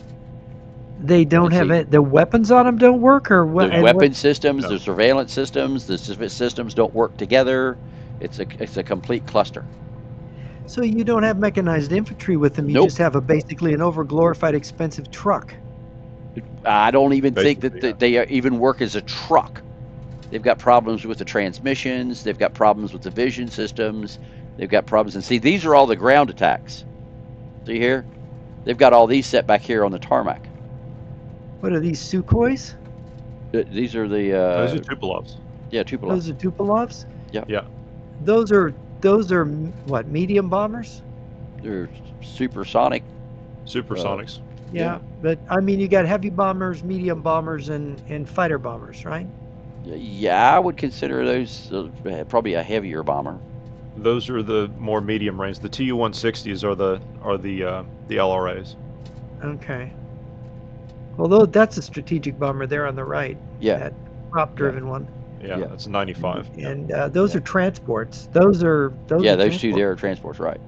And that's how they're Yeah. getting the troops and see they're Yeah, we'll see flying the because in the helicopters. satellite imagery, that's the other thing. We represent exactly what the satellite imagery shows at the moment we take it. So at the moment that we took this photograph, we've got a bear coming in and a Tupolev going out, and then up here we had a IL-76 getting ready to take off. So at the moment that this photograph was taken from satellite imagery, we had 3 aircraft in transit. So a transport getting ready to take off, a supersonic getting ready to take off, and a Tu-95 coming in. Tu-22 are what those are, Jeff. Yeah. I would say that again. It's a TR-22, you said? Tu-22. Oh, Tu-22. Okay. Yeah, medium just range. Block 22. Yeah, the Yeah, that's what I supersonics. thought. Medium bombers. Yeah. Oh, you were talking about the range. I thought you were talking about the Oh, size of the bombs to carry. No. Yeah. Yeah. Yeah, it's a heavy bomber. Strategic bombers have the super long range, and the medium bombers Yeah. have a medium range. All right. So we want to go from here. We're going to go down to the next airfield down.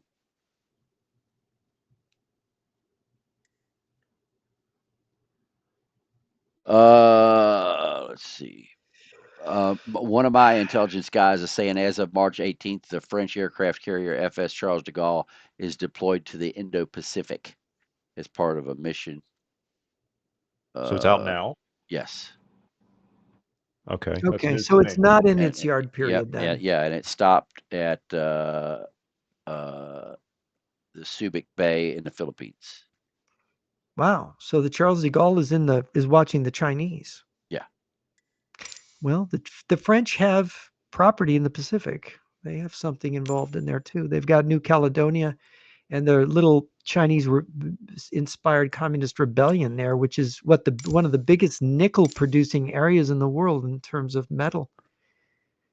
I think New Caledonia is a huge nickel production. Yeah, and I was shocked when I found out that the new requirement for all Chinese ferries, not only to be able to carry tanks on all Chinese ferries, but they have to have enough fuel capacity to reach the west coast of the United States. Okay, that's what I was asking. I've asked a couple experts here on these new Chinese barge mulberry type ships, what the range on them are. Is your understanding that those can reach the West Coast too? Not no, I don't have any information on them. I just know that the Okay, yeah, ferry requirement is that you're any right. new ferry built in China in the last 5, 7 years has to have the ability to reach the west coast of the United States on a single fuel Right. Yes, and carrying when I tanks. saw that, I noticed that like 9 years ago when they were discussing the Type 71 amphibious transport. Here they're discussing an invasion of Taiwan, and it showed their range as being able to reach the west coast in one jump. And I thought that was very peculiar. If your target is Taiwan, why are you making amphibious transports that can reach California? Right. Right? That was a giveaway to me. And then all of a sudden they started hiding that range. You weren't Yeah. able to find, initially they that was published, and then it was like you couldn't find anything on the range. Yep. So now on this airfield, we've got both fighters and ground attack aircraft. So we've got a combination of aircraft here. And again, the bunkers are full and they still have aircraft setting out on the tarmac. And it's insane the amount of fighters and stuff that they have here. They also have an S-400 site off to the east of this site as well. Yeah, they need to protect it. Yep. And so they've got the fighters sitting here, and they've even got them back here on the tarmac going back to the administrative buildings. They've It got doesn't so look many like the planes. border between Canada and the U.S. or Mexico and the U.S., does it? Nope. And so here, there's 5 aircraft sitting right there. But when we started going up through here and started looking at the satellite reconnaissance imagery, we started noticing they started stacking trucks in here. And again, they've done the distributed fuel. So they've got fuel at multiple locations and they're using the small tanks as opposed to the large Okay, tanks. what's the logic of the small tanks versus the larger If ones? if a bullet or a piece of shrapnel hits a small tank, it only leaks out of that one tank. So if Okay, you have a so bunch of that small means it's tanks, it's it's what you want when you're about to go into combat conditions. exactly. So you And what they replace the do larger is tanks with the smaller ones. right, and they cut off the valves on the fronts of all the tanks, and they only open a valve when they're pulling fuel out of it. So they do one tank at a time, and they do the ones at the ends. And so when they open a valve, they take it out of that tank, and then they close the valves So back so shut. where are we now on the map? We're just south. We're 17 miles southwest of the last airfield. This is the fighter escort base that we talked about that protects the bomber base. So Okay. you saw All right. distributed fuel there. They've put Yeah. more distributed fuel here in the parking lot. Yeah. Okay. I noticed this is not quite as heavy as the bases further south with their No, loads it's of. it's not. Yeah. But when we were doing the reconnaissance imagery, this is what shocked us because we got to this one hangar here Uh-huh. and they had ultralights sitting outside. Well, that's what you were talking about. There's a there's a Right. there's a paratroop mission coming here. Paragliders. Yeah. Yeah. And you know, these are full blown ultralights. Oh, they are. Yeah. They're not Oh, I paragliders. see. They're ultralights. Yeah. They're Wow. two There seat they are. Yeah. ultralights. And the crazy part about it was I just saw a video of the Russians the other day training with these. You know what? I suddenly it occurs to me that they would use those to actually attack and invade NATO airfields, wouldn't they? Correct. Because you can That fly would be right for air. over. Yeah. You're not going to see it on radar. No. And you could land. And you can You got plenty land. of space to land. Yeah. And Well, you could but they overwhelm a were NATO airfield, and you could capture the airfield and all the aircraft and the fuel and the bombs and everything. right, but they weren't landing them. The guy in the back had a parachute on, and they were flying over parachuting guys out of the back. So it's like they wanted to fly in to infiltrate for saboteurs, Yeah. and then Blow come up back the and pick fuel, up blow more. up the ammo. I see. Yeah, blow it all Well, up and then get and go. So a commando raid on an air base to neutralize it. Right, Part of a surprise attack. right. And I was like, wow. And then I got to see the video imagery of the Russians actually training with these things the other day, and the guys were jumping out of them. I was like, this is so it's just crazy. the size of them. So it's a pilot and a passenger, correct? Yeah. That's all it is. Just a So two-person yeah, craft. yep. And it's And you said stealth. the range was 200 kilometers or miles? 200 miles. Wow. Well, that covers all of Finland. Yeah. And so here they've been All stacking up. the They, NATO air bases. and this is the thing. They've brought so many trucks and so many, and again, more distributed fuel. Okay. And they have so much supplies in here that they've got to put shipping containers outside. The warehouses are full, and there's a bunch of warehouses here. So they're stocking this airfield up as well. And And you have to again, have, when they're fighting a war against Ukraine and you can have this kind of buildup here, you've got to have tremendous production. yeah, In your estimation, what's been the build-up time for a place like this? Has this 2 been years. 6 months to a year? 2 years. 2 years to get it to this. And then when we go to the Cheyenne, what I call the Kaliningrad Cheyenne Mountain, their underground facility, and again, they're at this air base, they're they're they're putting in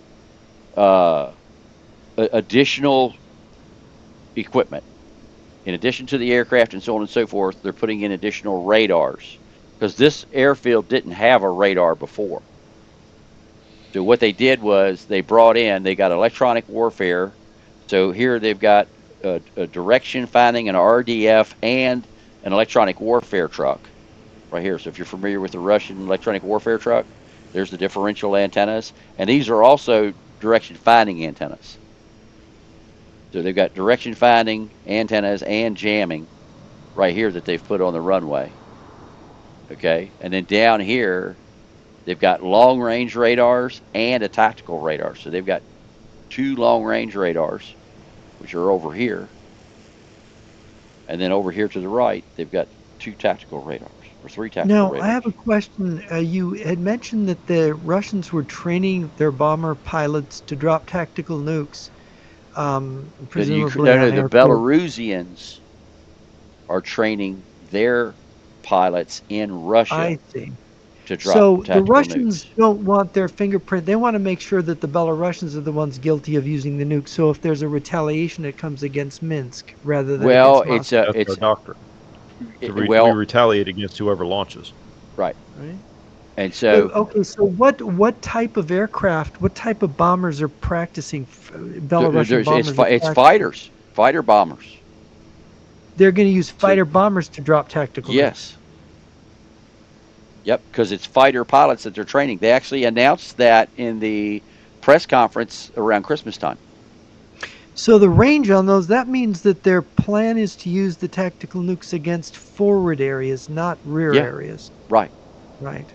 But see, then Because the again, range is less. So they they will attack forward airfields, forward missile and anti-aircraft systems, right, and you won't know right? that it's a tactical nuke because it's just a fighter flying at treetop level, and they're already trained. Yeah, that's They right. start they started Yeah. training, and when I say Christmas time, I'm talking Christmas time of not this past year, the year before. So it's been a year and 3 months, so They're 15 trained to months. come in low and hot at treetop level and Right, deliver nukes against the forward NATO basing areas. right. And what they're done is we know that they're doing a lot of explosives because they are stacking up the ammunition in these bunkers over here. So they're not putting aircraft over here, they're putting ammunition over here. And you can see that where they've even filled in. I mean, look at that tarmac right there. You're not going to have airplanes coming in and out of those hangars with that stuff So sitting there. does NATO have aircraft stacked forward in Poland to bases these fighter bombers could No, reach?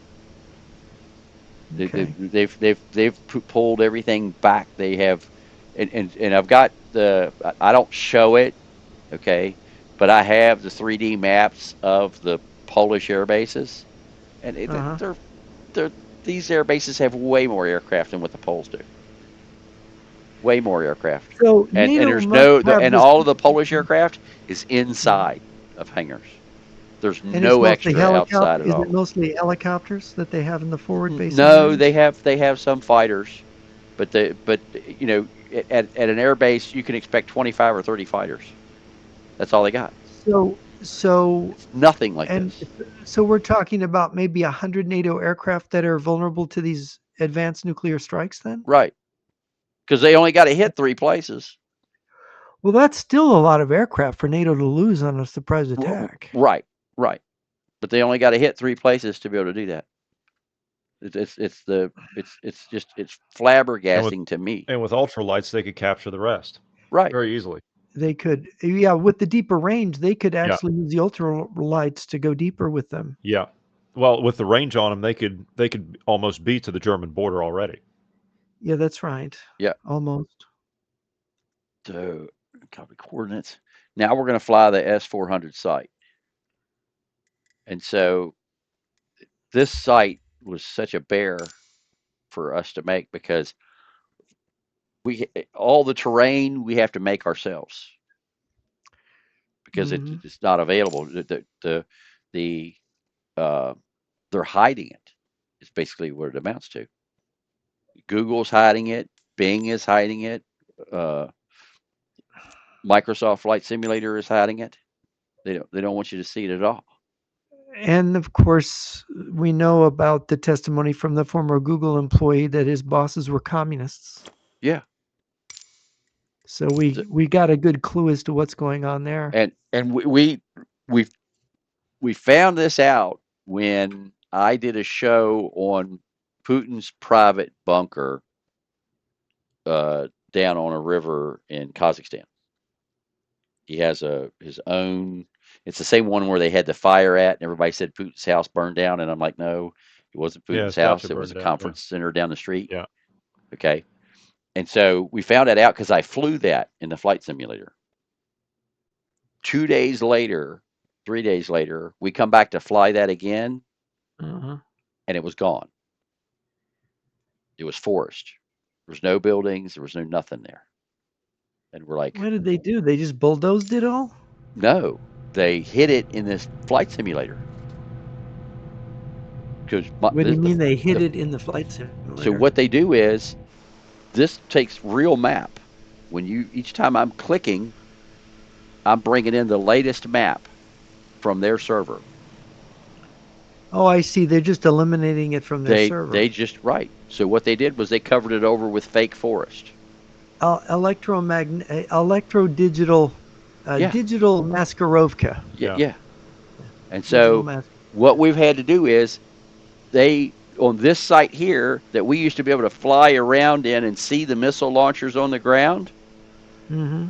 they put in a map from 7 years ago. So none of this is here. So what we had to do is recreate this whole thing. So you see this berm here? Uh-huh. that's right here in front of the helicopter. Uh-huh. We built everything on this.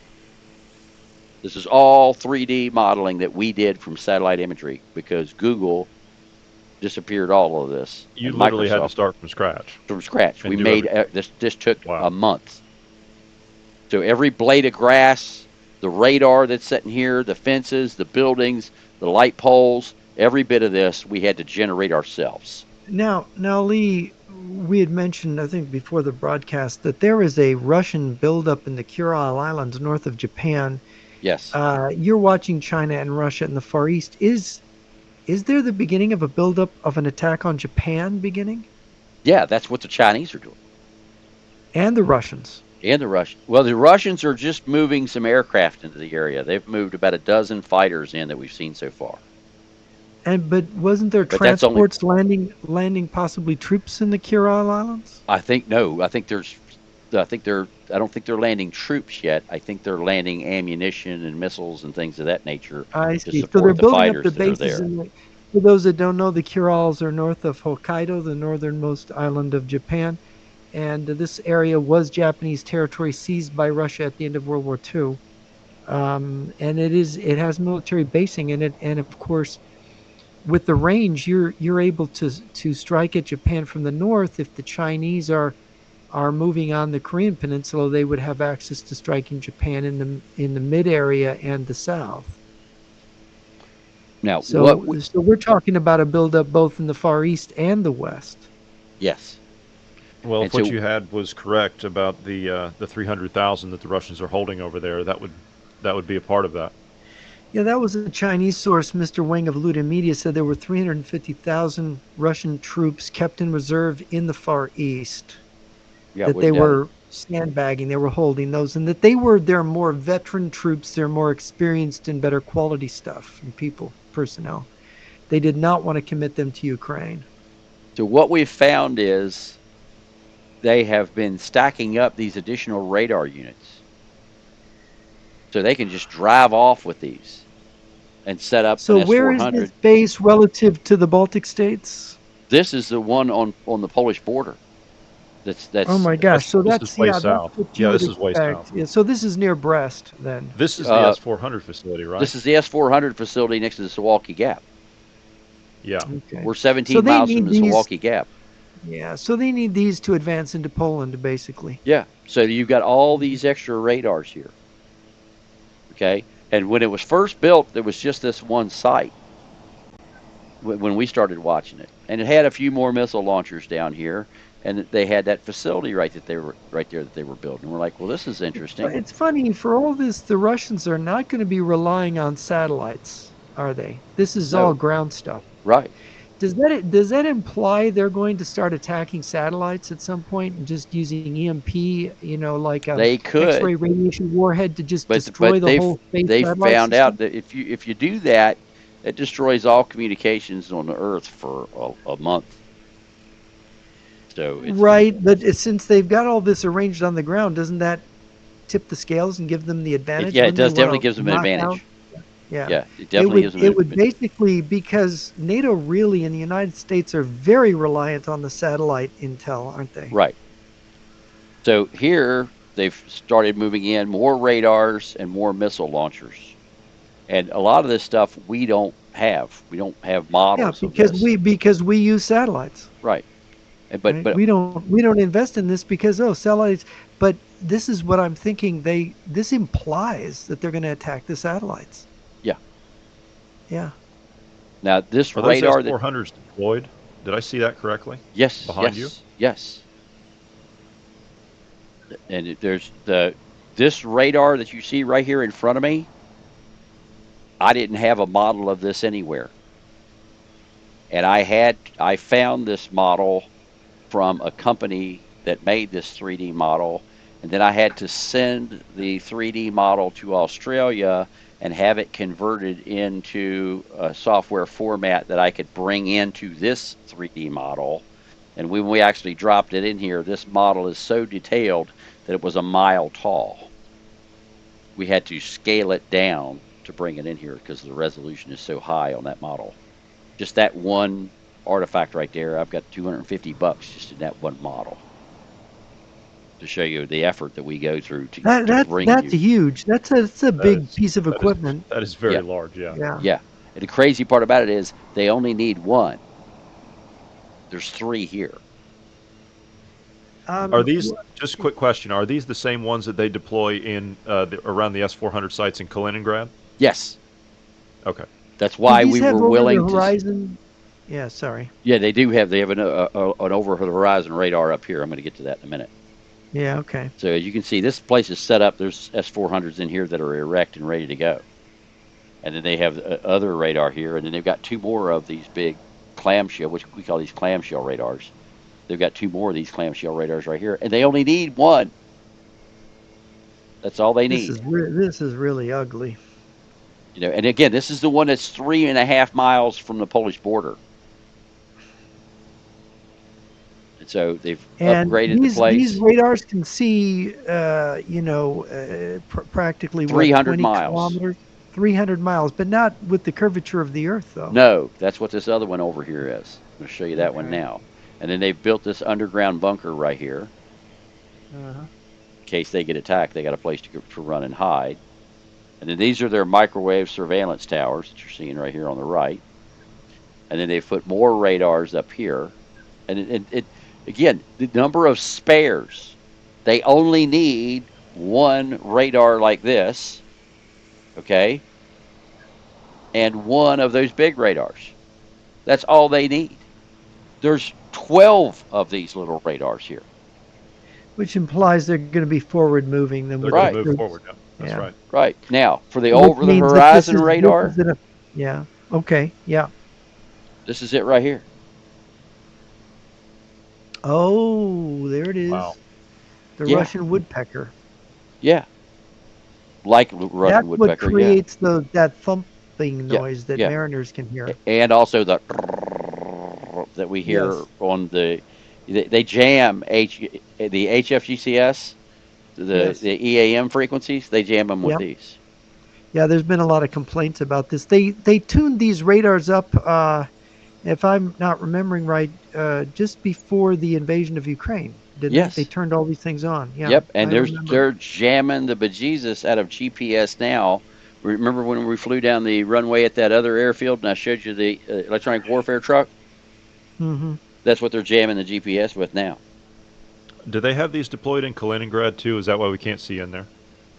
Yes, Okay. they have these deployed in Kaliningrad. And their range, you said, is 300 kilometers?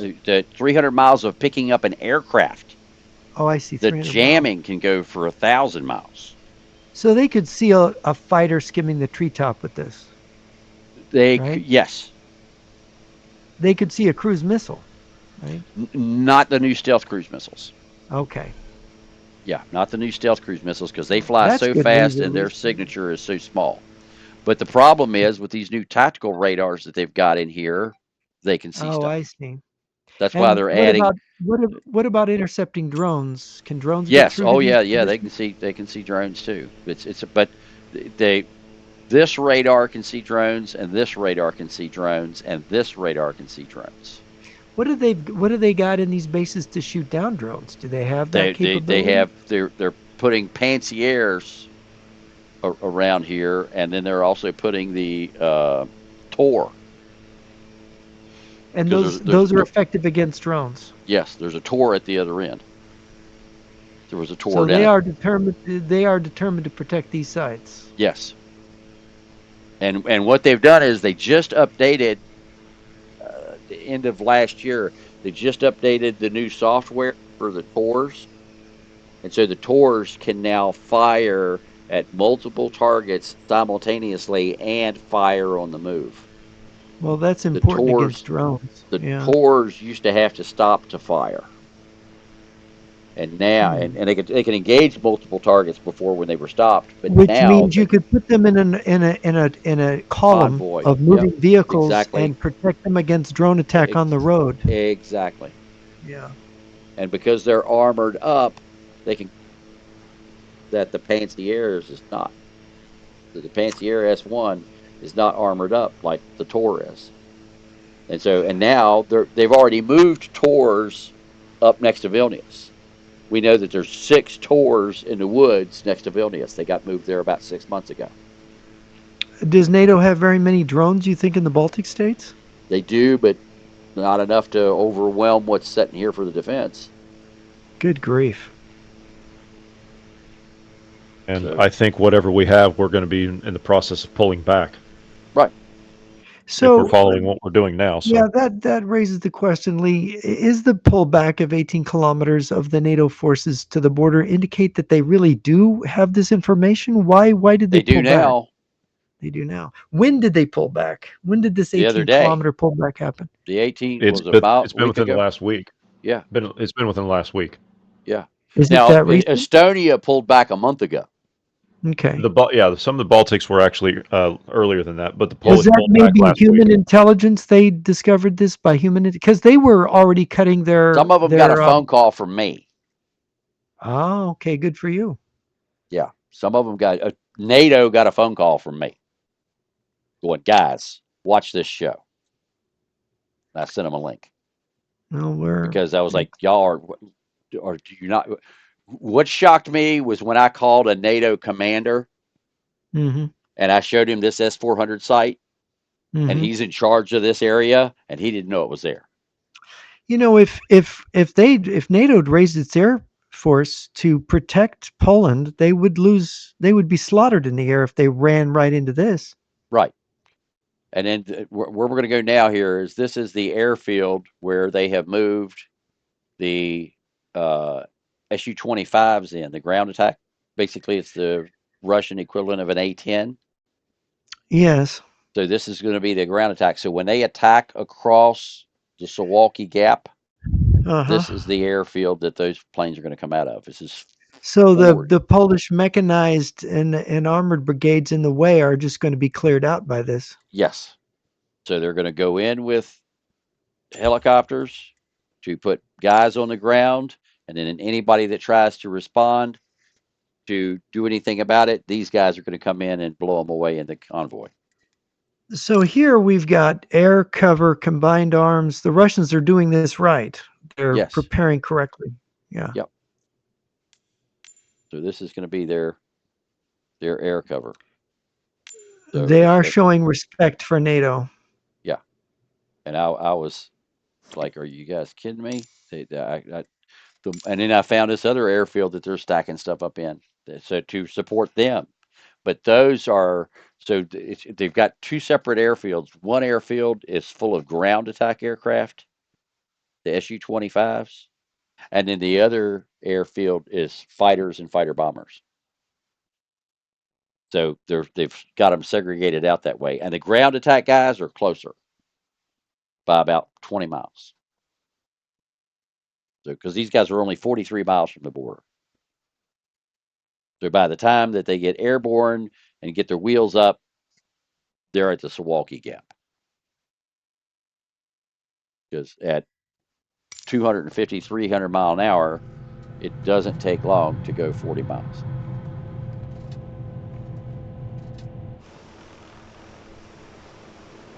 And we just finished this model here just a couple of weeks ago. This was a bear also because of the number of bunkers. And again, distributed fuel and new fuel tanks and underground tanks. Lee, when you present this to NATO commanders and other people in NATO countries, do you get any pushback on this? No. No, I have nobody has. The only response I get is, "Oh shit."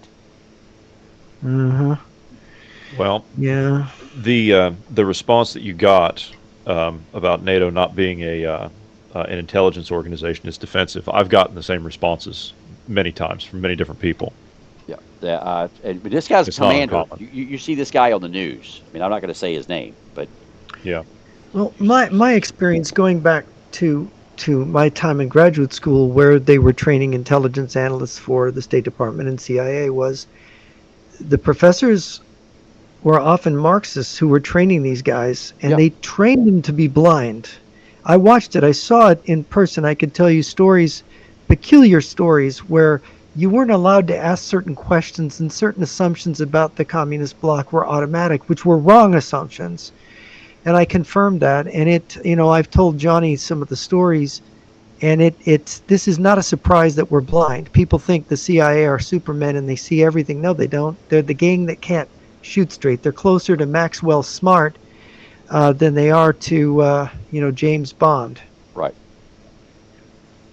And so what they've done is these guys have filled up all of these bunkers down here. So these are all full of planes, and there's a bunch of them. And these are ammo. You see the chain link fence around the outside of it? That's ammo, Yes. missiles, bombs, so on and so forth. And again, it's they're getting ready for war.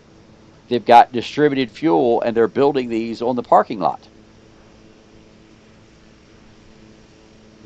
It's it's absolutely insane what we're seeing at these airfields. And then over here, they have brought in a lot more. They had underground fuel tanks originally, and what they did was they came in and they put, because we're only 43 miles from the Polish border here. They've put in, not only is it distributed fuel, they've put them in revetments, and they've brought generators in. They've got additional generators in here as well. And then these are the underground fuel tanks right here. These are the vents for the tops of the underground fuel tanks. And again, it's got vents around it. And by the way, the wall is concrete. Those are not the usual underground fuel tanks that they normally do. Right, The big round right, containers. Those are the right, smaller ones. right. Why would you So put in smaller ones? Just curious. I don't know in the answer case to you that. hit one with a bomb, you Okay. take away less fuel, Okay. because this airfield doesn't Even have a though rail line. they're that Yeah, close to each right, other? right. Because you're only going to Okay. hit one or two. You're not going to hit one big one. Better to have a Okay. bunch of them moved around. So they've brought in built a fire department here, and they brought in uh, more fuel, and they've got distributed fuel all over the place. Because, like I said, there's no rail line here. This one does not have a rail line. And again, more distributed fuel, and this is one of the few air bases that they have put the distributed fuel inside revetments. And again, we had to build all of this. Everything that you see above the ground, we had to put in. It was flat.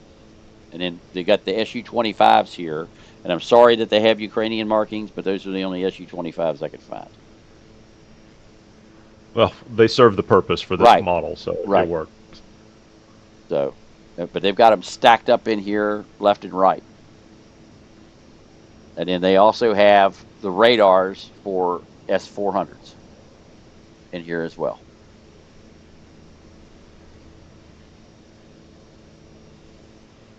And they're just plane after plane after plane.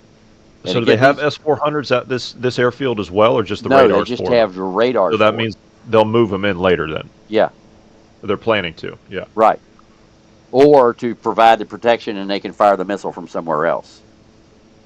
That's fair See, too. Yeah. Yeah. they've got them set them up on top of the revetments, and they've got 10 radars here. They only have 3 deployed, and over there is a Tor. They've got a Tor air defense So it's system. set up for anti-drone as Yeah, well. yeah, they got a Tor set up already over there. Excuse me, they got 4 radars deployed plus the Tor, and then over here they've got more truck set up over here. And then back over in the storage here is where they have more of their radars. But what I've noticed is they have stopped uh, putting up chain link fence, and now they're putting up these solid concrete walls. That's like a foot thick solid concrete wall. You get back over here, and they've got more radars stacked up back over here. And these are, again, more bunkers for ammunition and equipment and truck. And it's heavily guarded. It's got a guard tower, another Tor sitting there on the ground. Actually, there's 2 more Tors sitting there. Here's another tour. Look at all those trucks. My Right. goodness.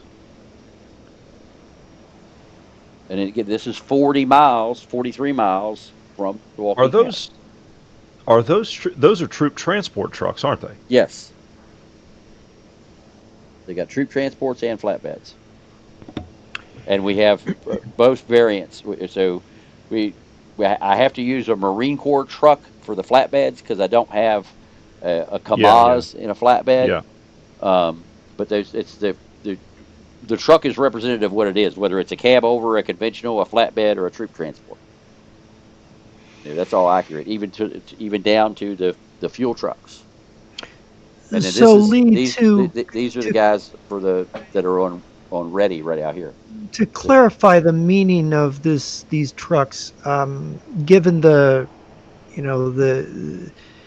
the table of organization for a division, they are basically pulling the trucks out of the divisions on the Eastern Front with Ukraine, and they're pulling them into this area yep, in preparation to supply a completely new army. yep.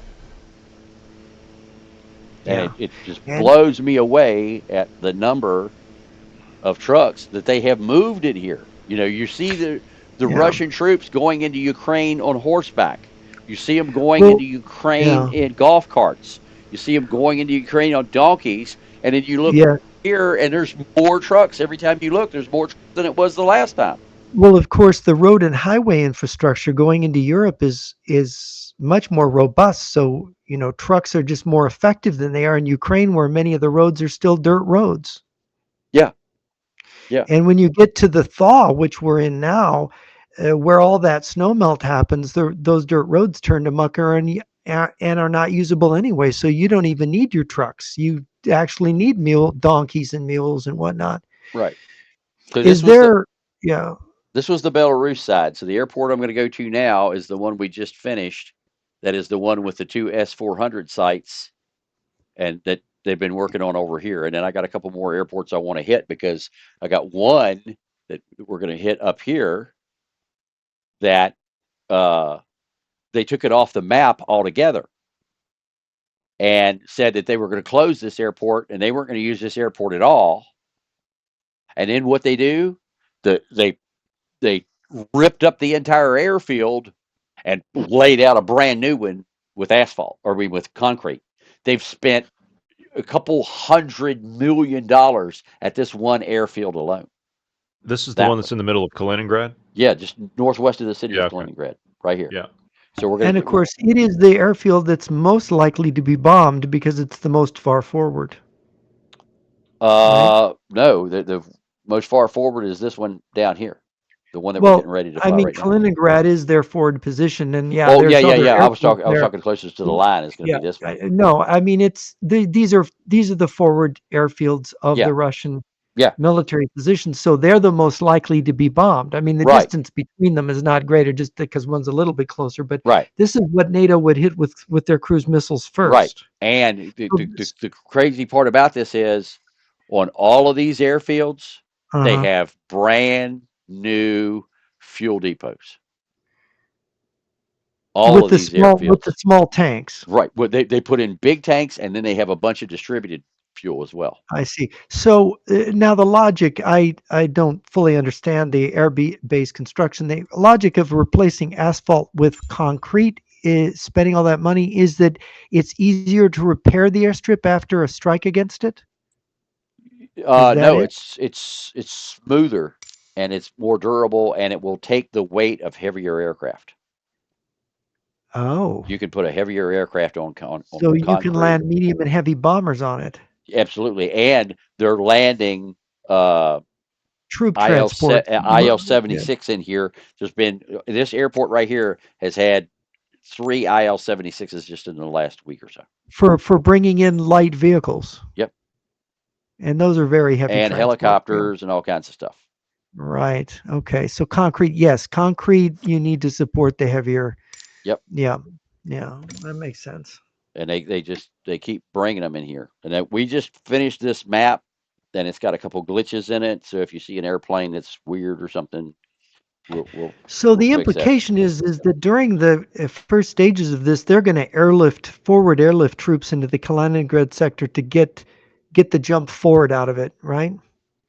I think they have already got the troops there, and I think But they're that going to bring more. They're going to bring reconnaissance vehicles in there in large numbers, aren't they? I think they've already got that lined up. I think they And you can already see have the this from. helicopters. Yeah, we've been watching the But I mean the ground vehicles. Is there indication they've moved a lot of reconnaissance vehicles into Kaliningrad? no, because Kaliningrad already has them. They've had them here. How? What do they have? A battalion or two worth of They recon have, vehicles? yeah, the most of the recon vehicles that have been brought in have been brought into Belarus. Yeah, but have they been airlifting them into Kaliningrad? Is my question. No, the only thing I've seen them Okay, living airlifting into Kaliningrad is ground attack vehicles, um, missile launchers, and aircraft. I see. Ground attack vehicles? You mean APCs and light tanks? APCs and um, and trucks and aircraft. Oh, they've been airlifting trucks. Yeah, Oh, so that's how they're getting the extra trucks into Kaliningrad. yeah, they're They're flying them in airlifting in them. IL-76s. Oh, okay. That And was I was you yeah. say you've had 3 of them land in the last 2 Week, weeks? week and a half. In the last week? Yeah, right on this airfield. And what they do is they circle around it, and then they cut their transponder off. Well, where are they landing? Right here. A couple hours That's later, typical. you'll see Yeah. them come out Yeah. of here, and the transponder's back on. So here is the S-400 site on the south of this airfield. You've got another S-400 here, and I think they've got 12 launchers down here. And so they've got their big radar, clamshell radar down here. And we just finished this model at 5 o'clock this morning, 4 o'clock this morning. I've been pushing for, we've been over a week doing just this one airfield. Because this is months and months and months of work to, to do it. They brought more fighter bombers in here and more fighters. You can see them down here on all of the uh, hangars. And then they have put in a brand new fuel depot, and then look at all the distributed fuel they put in here. And this one even has the underground tanks and the above ground tanks. And they just redid this with the underground tanks and the above ground tanks. And they've got a rail line to bring fuel in. Plus, they've got all of this distributed fuel. I mean, they got distributed fuel over there, they got distributed fuel over here, you got revetments in between the distributed fuel. There's 12, Look at all that. right, Goodness. there's 12 fuel trucks here. On this one airfield, there's 12 fuel trucks. And then they've got supersonic bombers in here. And again, Well, those these are, bombers suck a lot of fuel given right, their Yes, range. and they do. They do. well, they got tractor trailers to do it. And then this is the craziest thing you will ever see in your life. Look at the size of this helipad. You can see this thing from space. The H alone is large enough to land 7 helicopters on just the letter H Why would you need a helipad that big? for Mi-26s. And the Russians can have 5,800 troops airborne just in Mi-26s. Forget Mi-8s, Mi-17s, Mi-35s, Mi-24s. And this is exactly to scale. Hmm. You can land 4 Mi-26s on this thing at once. It's the biggest helipad on Earth, as far as I know. So you can refuel them here. They can Yep, go off and do their business and come back and refuel and go back yep, and do their business again. yep. And And you've so got they've, the ammunition and fuel here to make yep, sure they can do multiple missions a day. right. And there's Yeah. millions of gallons of fuel here. And then they put another S-400 site at the north end of this runway. So they're planning on this being a strategic. This is the closest airfield to the Suwalki Gap on this side of Kaliningrad. And that's why they got 3 clamshells here and they've got 2 S-400 sites here. So they can airlift whatever pilots or troops they need to augment this, and they can basically stop any kind of NATO move to counter an invasion of the Suwalki Gap and attack any airfields or anti-aircraft sites that are in range. Yes, within 300 kilometers of here. And there's 6 S-400 sites just here in Kaliningrad. And one And each S-400 site. site, yeah. And how many missiles? How many S-400 missiles would that be? Oh God, there's we're well. Are you talking about not counting what's in bunkers? Probably 600. Well, what's good for immediate use to repulse an immediate attack from NATO? About 50 per site. Okay, And there's so that's there's six. 150. Yeah. Well, No, no. that's more There's than they would six need to repulse sites. an attack. Six Oh, sites. 6. Yeah. Oh, not no. Oh, I see. So that's 300. Right. That doesn't count the ones that are underground. Underground, I'm estimating they've got close to 700 to 1,000 S-400 missiles.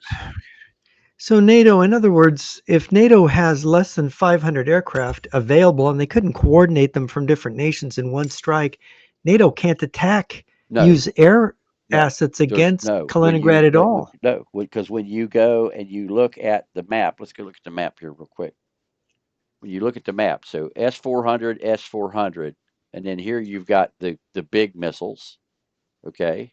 And then when you come over here, you've got this S-400 site down here, which has the more advanced radars, okay? Then, so that's your third one. You've got another S-400 site here. There's your fourth one.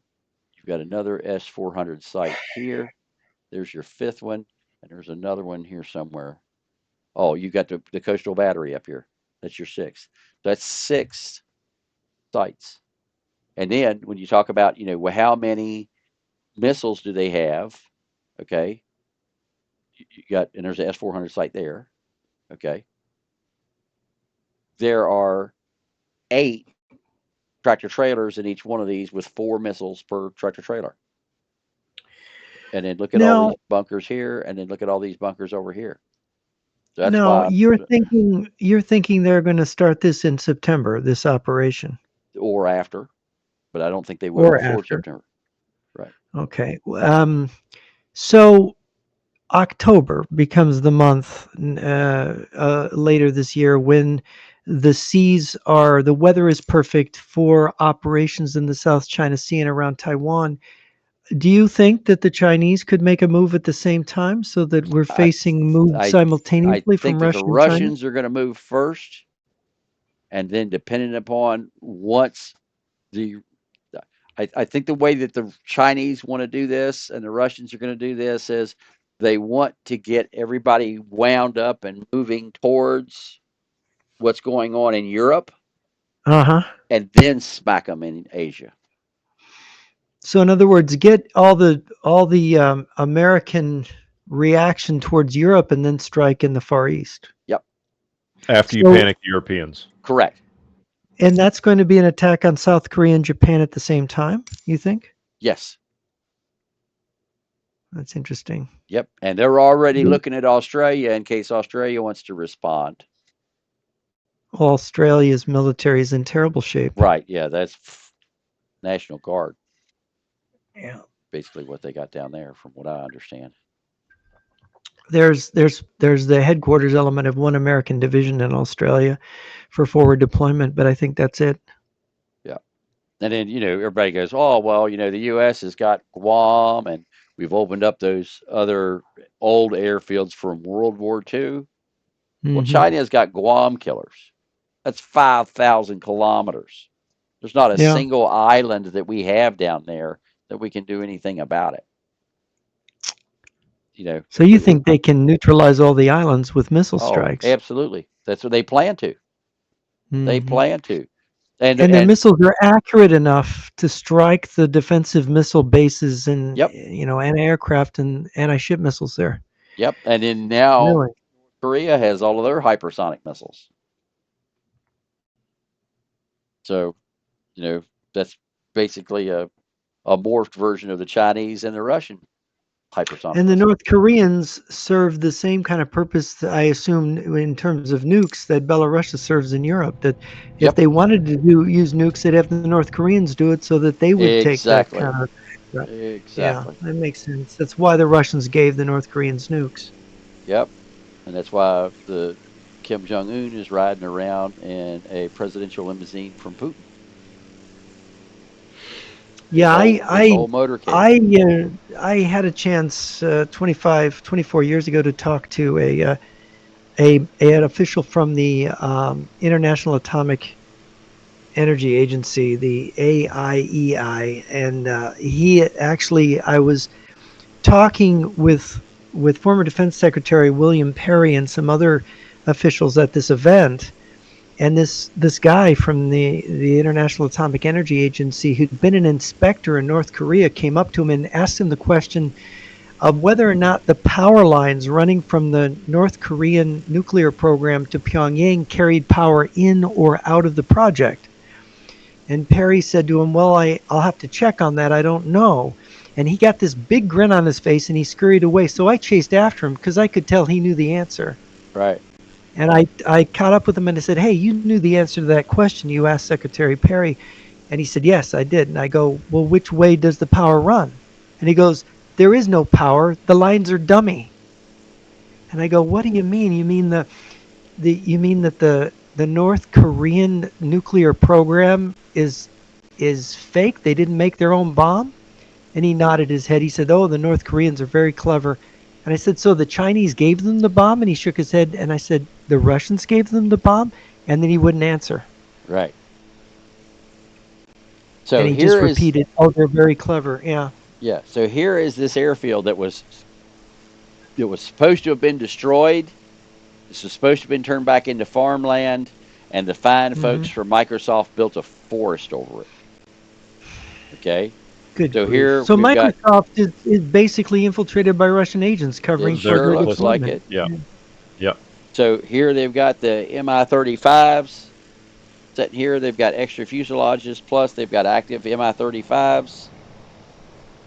Back here in the back, Well, they've those got look like they got strategic bombers there too. they do. And so here we've got more of the ground So attack those are aircraft. those blue things are fighter bombers. Yep, Those are these are MiGs. fighter bombers. Yeah. Yep. And Yeah. so they've got, and there's one. Very This pretty. Is is that really their color that they have this blue yes. so they Yep. look like Yep. so they're camouflaged so they look like part of the sky. Yep. That's clever. And here, what I'll show you is the great part about this is on this particular model, we didn't build all the ground terrain. We dropped the ground terrain in over top of what is actually here. Okay. So this is what is actually here. So if I lower my Uh-huh. altitude down, I will actually drop through our masking. And this is what they want to tell you is here. Mhm. So this is what, if you look at it It's from really Microsoft, Oh, good they took grief. everything off the map. yep, Good grief. they took It's actually 100%. not there. Right, it ain't there. Wow. But this is what's You know, actually here. we're gonna have trials of people when this goes down in this country that participated in this. But this is, I mean, this satellite imagery right here is from October. So we have a fighter on top of every single fighter. We go through it painstakingly to identify each one. But look at the fuel. Yeah. Okay, and again, Yeah. we've got distributed fuel all over this brand new fuel farm.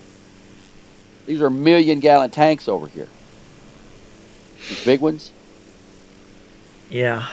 There's 3 million Each one right of those there. is a million. 1 million gallons. Look at the tanker trucks. Look at how big those tanker trucks are. Yeah, That's crazy. Yeah.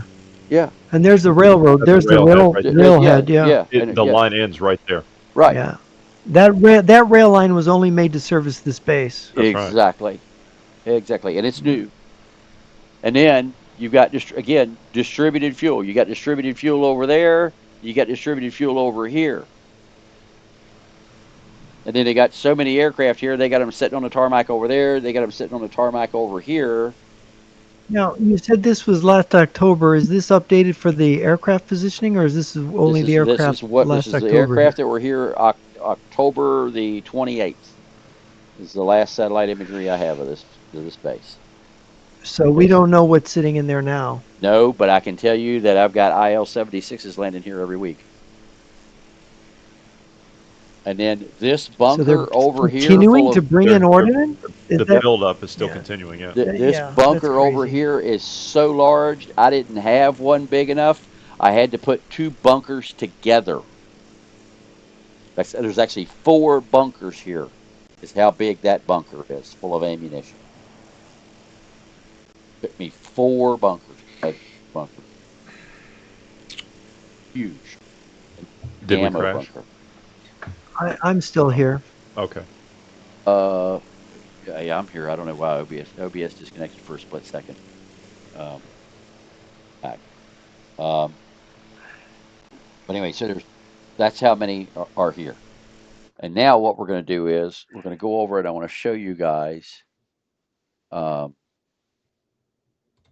the underground facility that they have put in. And this is where I'm talking about and this is the airfield that we're looking at is right here. Okay. So this is their underground command and control facility over here. And I've got IL-76s that are now starting to fly in here for the first time. We've seen IL-76s coming in here. So if you go back to 2010, there was nothing here. And they just started. Okay. If you go 1 year previous, 2007, this was an old abandoned airfield. There was nothing here at all. Okay. You had an old farmhouse over here. That was it. So then, The substation is not even in no, at that point. They no had to put a whole new substation. substation in. Yep. And it's a massive substation. And it's fed by 2 different power generations. So if you, excuse me, so if you go to 2010, that's when they started construction on the facility. Okay. The war in Ukraine started in 2014. So by 2012, they had built the facility, but they didn't even have the tower in yet. So they're not done. They're still working on it. 2014, the war starts in Ukraine. Poof, all of a sudden, the tower's here now. You can see the tower there. At the exact same time, you can see that they built the substation for power up here. Here's the substation. Now, this is one of the controversial things, Lee. Then the people who claim the Russians can't train enough troops to make up for these even the losses in Ukraine, you can track their training bases. You have a good idea of how many Yeah, troops they're training right now. Okay, how yeah, many troops are they training now, according to your estimate? more than 1,000 a week. But now, how many are in training now? Oh, in training right now, there's Yeah, probably 10,000. 10, only 10,000 troops training right now. Yeah, at a time. What So they're per doing is week. per week. So they're pumping out. The Russians are pumping out. You're saying, I'm asking you how many troops total are in training now, not how many a week they're pumping out. But you're saying There's 10,000 a week 10,000 are in there's just in Belarus. They are pumping out per each. So it's each military base is pushing through 1,000 troops a week. Each one of the training areas. Okay. So the one at So Prest okay, is 1,000 10,000 a troops a week. week. So okay, Yeah, so you're total of saying they're 10,000 a week. Yeah. okay. So you're saying they're going to be ready for September. That's 6 months from now. So that is approximately 25 weeks, 26 weeks. Let's say it's Yep. 25. That's a nice round number. And it's That's a quarter of a 10,000 million. a week. Yeah, 10,000 times 25. a quarter of a million. That's quarter of a million troops between now and then. Yep. Are those the troops that are going to be involved in this attack? Yes. So Along Plus, with the given what they Belarusian troops. So plus, what they right. do is they're bringing troops in. So they fly them in. Let me bring the map back out. So this is where you get your 400,000 number, Yes. So well, right? no, they got 400,000 there now. they've got 400,000 ready to go now. So they're going to have 800,000 troops ready to go when this is ready? 650,000. Say okay, 650. And then if Ukraine collapses, they've got the another 650,000 from that front. And then if they turn the Ukrainians around, we're talking 2 million troops to invade Yes. NATO with. So what they do is the troops are being flown in, and we follow the flights. We follow the flights out of Cuba. We follow the flights out of South Africa. We follow the flights out of the Middle East. We follow the flights out of China. And what they do is they fly them up. So they were flying the ones that they were flying out of Africa. They were flying them into Syria. And then they were taking them from Syria and they were flying them from Syria up and they were feeding them in Syria. So because it's too long So of a so this flight, they got is because they don't have food on these flights, and they pack them into the transport planes, the IL-76s and other planes. They pack them in there like sardines. So yeah. so what they do is they pick them up down here. They were flying them into Syria, and then they were flying them from Syria up into Moscow, and then they fly them from Moscow. Once they get processed through in Moscow, they fly them into Minsk, and then once they fly them into Minsk, they fly them into. And I need to change maps to do this. Uh-huh. So Some of those are actually the ones that they rile up and they send over to the border with Poland as well from Belarus. So yes, they yes, basically are raising an international army. They don't have to rely simply on Russian manpower to do this. correct. They're not. They're not. No, they're not doing the only Russian manpower are the troops in Kaliningrad. Um, So what they're doing yeah. is they have Wagner training. They have Mhm. Wagner training in Africa, and they have Wagner Mhm. training in Belarus. And they are training South African troops and Middle Eastern troops and Asian troops. And so Something yeah. they what they do is they drive the meat waves. So they take the South African troops and the North Korean troops and the Chinese troops, and they push them out into front and let them absorb the bullets. And when they're So not making any th- more forward yeah. advance, then they fire in artillery. So they have their loss leaders already set up for losses. Yep. But what occurs to me in this deployment, seeing all this, is Napoleon's famous victory at Austerlitz. Napoleon later made these comments that the secret of winning a battle is to change the axis of attack in the middle of the battle unexpectedly. That completely throws the enemy off balance and allows you to destroy him. This almost looks like that exact idea that the Russians, with everyone focused on them attacking Ukraine, they're shifting the focus onto NATO, basically throws everything out of whack in terms of how Ukraine and Europe are prepared in their defenses. It dislocates everything at once and creates a massive opportunity for a very quick victory for Russia. Does it not? Yes.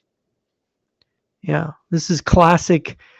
I think Clausewitz, you could say this is Clausewitzian. This is, um, and then it opens the way for a double envelopment attack on what remains of Ukraine, if at the same time they move out of Transnistria. Do you ever look at Transnistria and Regularly. the Russian?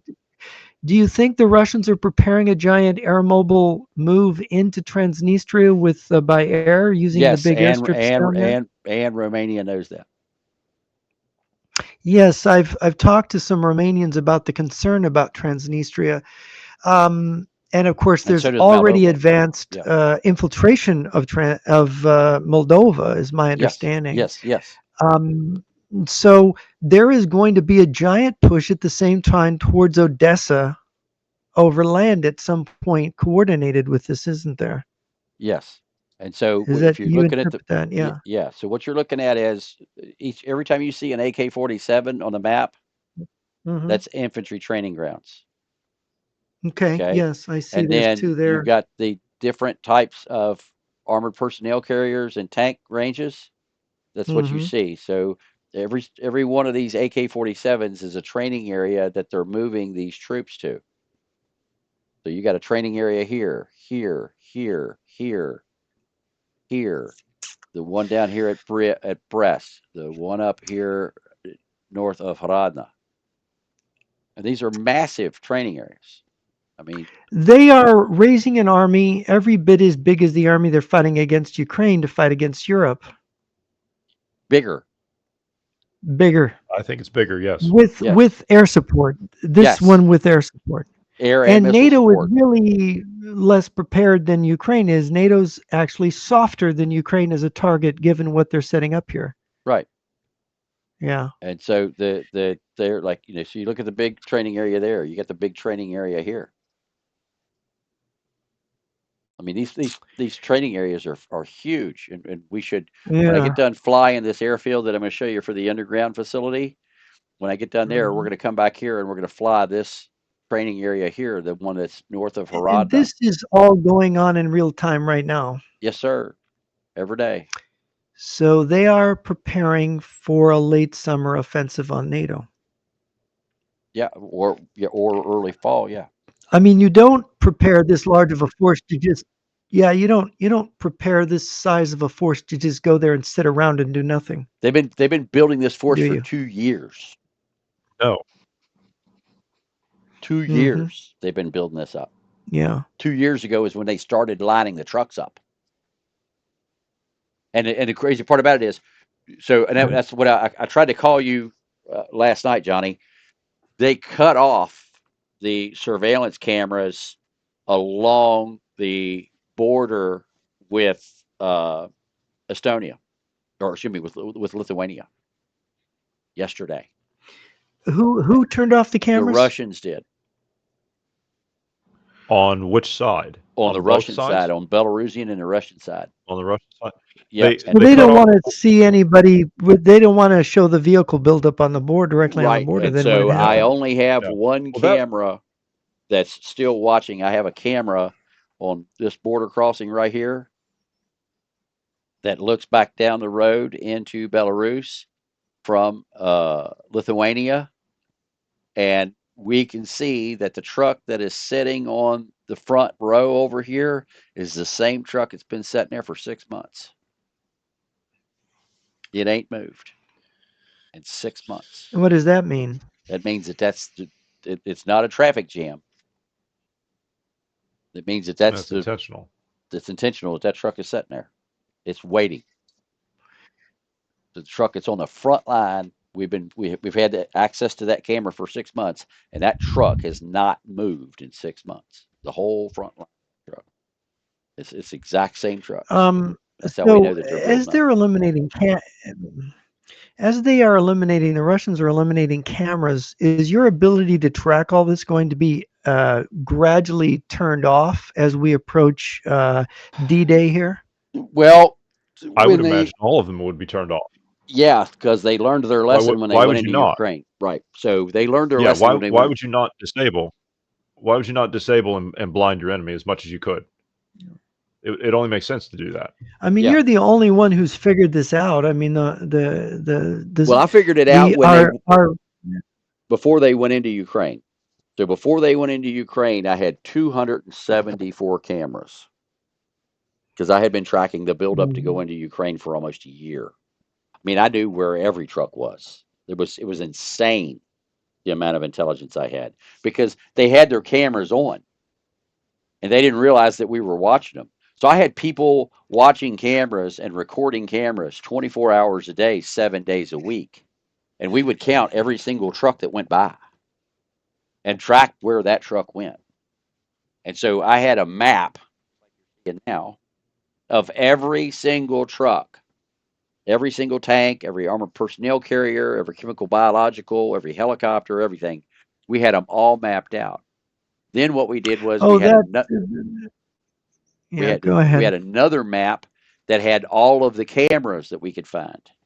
So Sumi in every camera along the border we had. We even had cameras in the at the nuclear at the nuclear power station at Zaporizhia.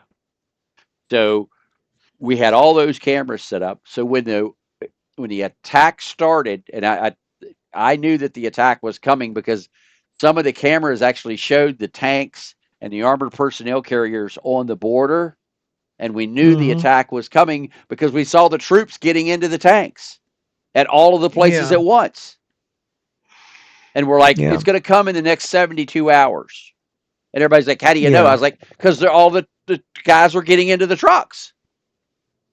yeah. And they're You sitting know, on the road right on the border. right? They're Sure, sitting. of course. They're within a quarter of a mile of the border, and the trucks are the trucks are trucks and buses are coming in and unloading troops, and the troops are getting in and they're firing up their tanks. They're firing up the helicopters. They're firing up all of the equipment, and this is taking place along a front that's 1,000 kilometers long.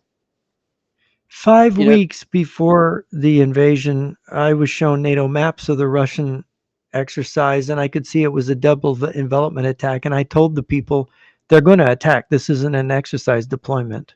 right? And it was, they did. I said they're going to use helicopters. They're going to use paratroopers to come in behind Kiev. I could Yep. tell by the way they were deploying them, and that's exactly what they did. So you can read these things Yeah. in advance. If you know something about operational art, you can see what they're planning to do just by looking at the deployment. Right. So It's I, not I it's not that hard. I told everybody they're going to go in the next 72 hours. The next 24 to Yeah. 72 hours. And then everybody called me a liar and I was crazy and I didn't know what I was talking about. I'm like, Yeah. okay, whatever. 48 hours after I made that prediction, they went in. We were Yeah, Igor showing alert. Yeah. we were showing live the armored personnel carriers and the tanks and the artillery coming across the border. We were Yeah. showing it live. No, it was in fact the Pentagon knew that they were going to attack months ahead. They were also warning the Ukrainians Well, the crazy that it part was about it gonna. was I'm showing it live coming in, and YouTube said that it was misinformation and took my channel down. Oh yeah. Yeah, I had people when I was on Twitter or X, whatever, telling that it was going to happen. People were making fun of me, Yeah, and then suddenly they had to say, "Oh, I guess he was right." Yeah, and it's funny. The Center for Security Policy. I was talking to those guys, and I told them it was going to happen, and they published an article by Larionov, a former Putin advisor, saying, "Oh, no way, he's going to attack." It was within a week of the invasion. And I thought, oh my gosh, how embarrassing that they published that. And it's still up on their site. It's right. like a guy saying, oh, no way, Putin's not that stupid. He's going to attack Ukraine. Well, Very strange how people, do figure things. right before we got on the air, I was trying to find the video from Amir Whiteman from Israel, who Yes. had said in October that he knew that Putin had given the Palestinians, Hamas, $100 million 3 weeks before October the 7th out of his own account. And I wanted to show that video because to show that, it was out there. And I have been searching every single video of Amir saying that has been scrubbed. You can't find it anywhere. We've got And a lot of Moscow's little helpers out there on the digital land, don't we? yep, and I am actually in contact uh, with Amir, and he just texted me on uh, X an hour ago. I said, I've been searching for it for 2 days. With every link I find, they have removed the video. I said, I would like to have you on my show sometime to talk about Putin's funding Hamas and Hamas's attack on Putin's birthday of October the 7th. And he just Yes. responded back to me with pleasure.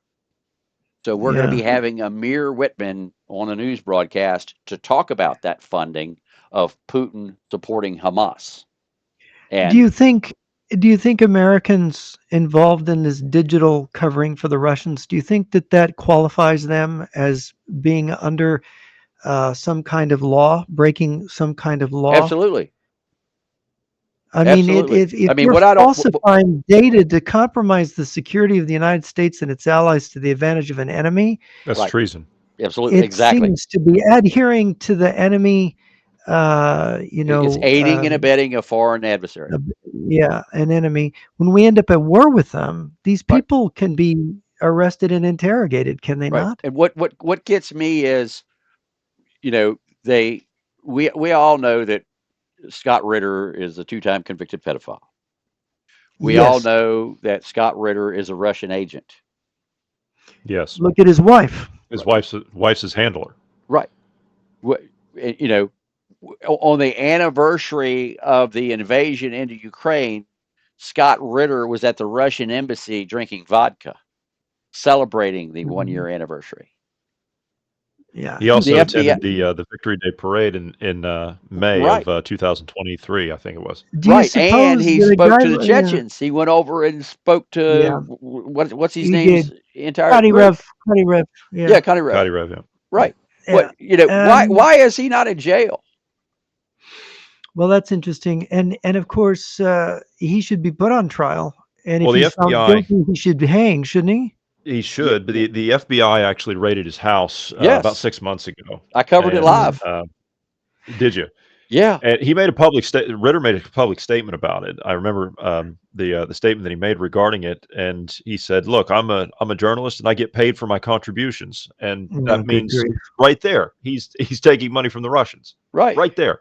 He's And what on about Colonel RT's website as a Yeah, contributor, as an employee Yes, yeah, of he RT. is. He's on yes. their website. Yeah. And RT's banned Uh, in the United States, so how is he allowed to yes. talk? Yeah, And and Europe. what about Colonel Douglas McGregor? I mean, Oh I've my God. interviewed him before. Yeah.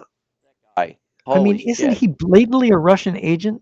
Technically, I don't see how he couldn't be. It's Yeah. just, between those two guys, I'm just at a loss as to why, you know, McGregor hasn't been arrested, you know, or at least heavily investigated for what they're doing. I mean, his coverage on Fox News of the Ukraine war is a disgrace. Everything Yes. he said was a lie. Right. Well, he was just on Tucker Carlson. I played that last week when we were on, Jeff. Yeah, yeah. Yeah. Well, I mean, and Tucker I, I, I, Carlson, I, what is I, wrong with him? I call him that stupid fucker Tucker. I mean, he has It's just, the misinformation that he puts out between him and Tulsi Gabbard. Oh my God. yeah. So what we've got in Trump is Trump administration is cheek and jowl with these guys. MAGA has embraced them. Right. And because they don't know the truth. And I've pissed off so many people that follow me for simply telling the truth. And I've told all of them, I don't care if you don't like the truth. I'm not stopping telling you the truth because you're offended. You know, Gosh, if they put me in front of a firing squad and shot me for saying the truth, it'd be a relief. These right. people are so awful. Just to be not in the same world with them, it'd be a relief. Yeah. Yeah. Although they're the ones that need to be put on trial for their Yes, lives. Right. yes. So let me take, so what I want to do is I want to take you and show you guys this underground facility here that we just got done making the model of. Let me grab it. Now, the crazy part about this is this place is in the middle of nowhere. I mean, there's nothing here. And they have built this underground facility here, and they have put um, the they have put this facility in, and it was abandoned. It was sitting there. There were no aircraft flying in. There were no aircraft flying out. They weren't doing anything at all. And here in the last 30 days, this place is becoming popular because we have had at least two IL-76s that we've tracked have come in here and landed. And there's also reports of they've got an Mi-17 stationed there now. Could you So give the listeners an idea of what these Russian transports are capable of carrying in one flight? How many men, how many vehicles? What is the I typical have load? I have in the past, and I can't recall off the top of my head, but you can put a couple helicopters easily in one. Wow. And yeah, the Johnny, do you know how many personnel they can carry? I'll have an answer for you in just a minute. Okay. yeah, an IL-76 I think is 180 if you pack them in there. So it's a bunch. So 3 of them could bring in the better part of a battalion. Yeah. Yeah. And the crazy part about it is the damn thing can land in 1,800 feet. I about Really? fell out. Yeah. I about fell How out is when that I found possible? because it's just With that kind of load? How is that? it's How does I it have have just no a huge idea. wingspan? Is that It's it? got a massive wingspan and it must have a hell of a set of Huh. flaps and some Yeah. unbelievable brakes and reverse It thrusters. it must. But I think it's like 1,876 feet. We were blown away because I didn't think that the runway was long enough to land it, and the runway's long enough for it to take off and land on the same runway. It can take off from What one is the end, get Russian airborne. air? The Russian What what? is the Russian air transport fleet? Is it over 100 fixed wing aircraft? Oh, easily, easily. Could it be 200?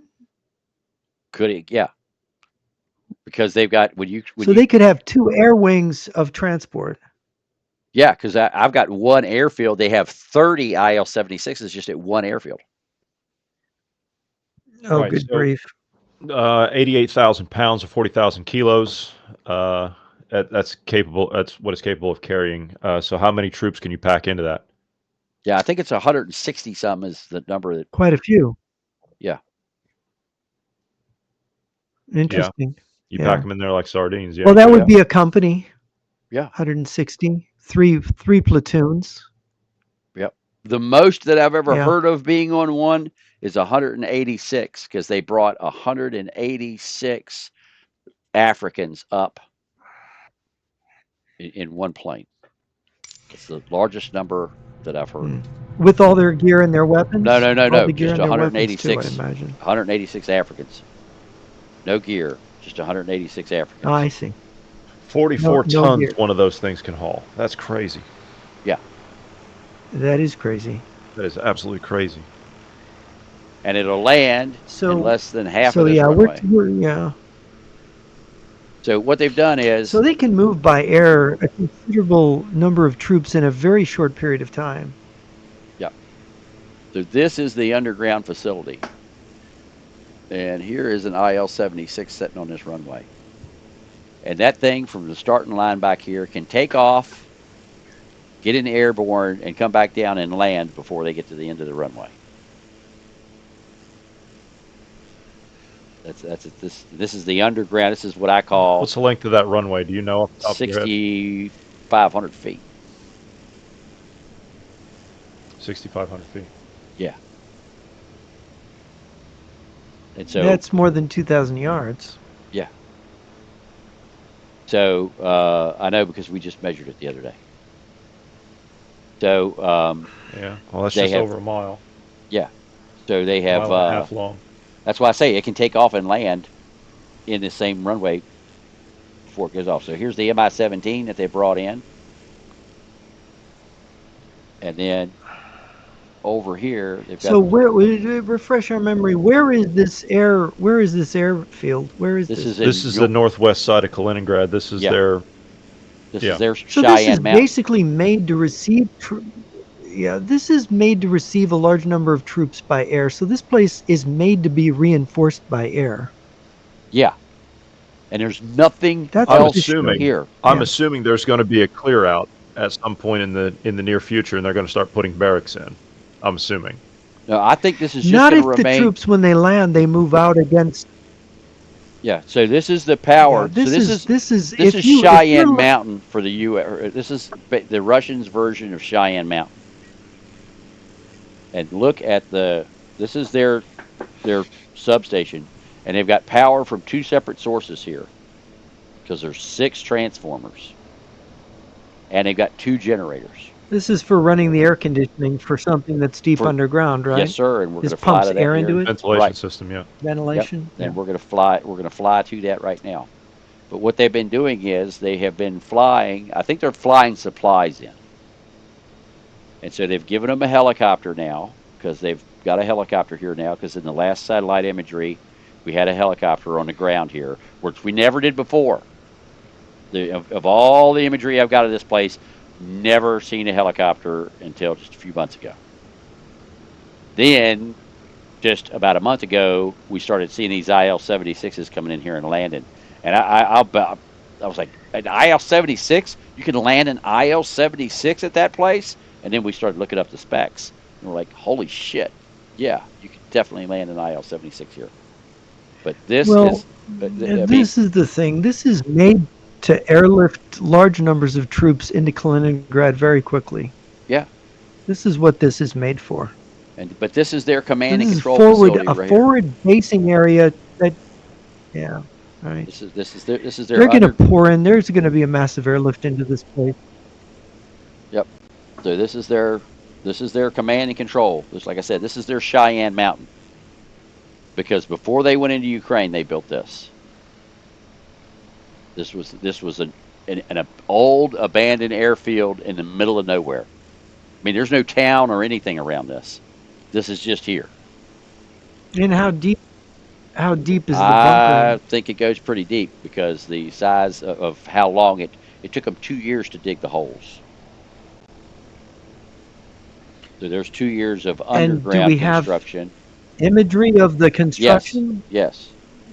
Do you have imagery of the construction? Yes. Uh-huh. So there's 2 years of them digging holes before they built the buildings on the surface.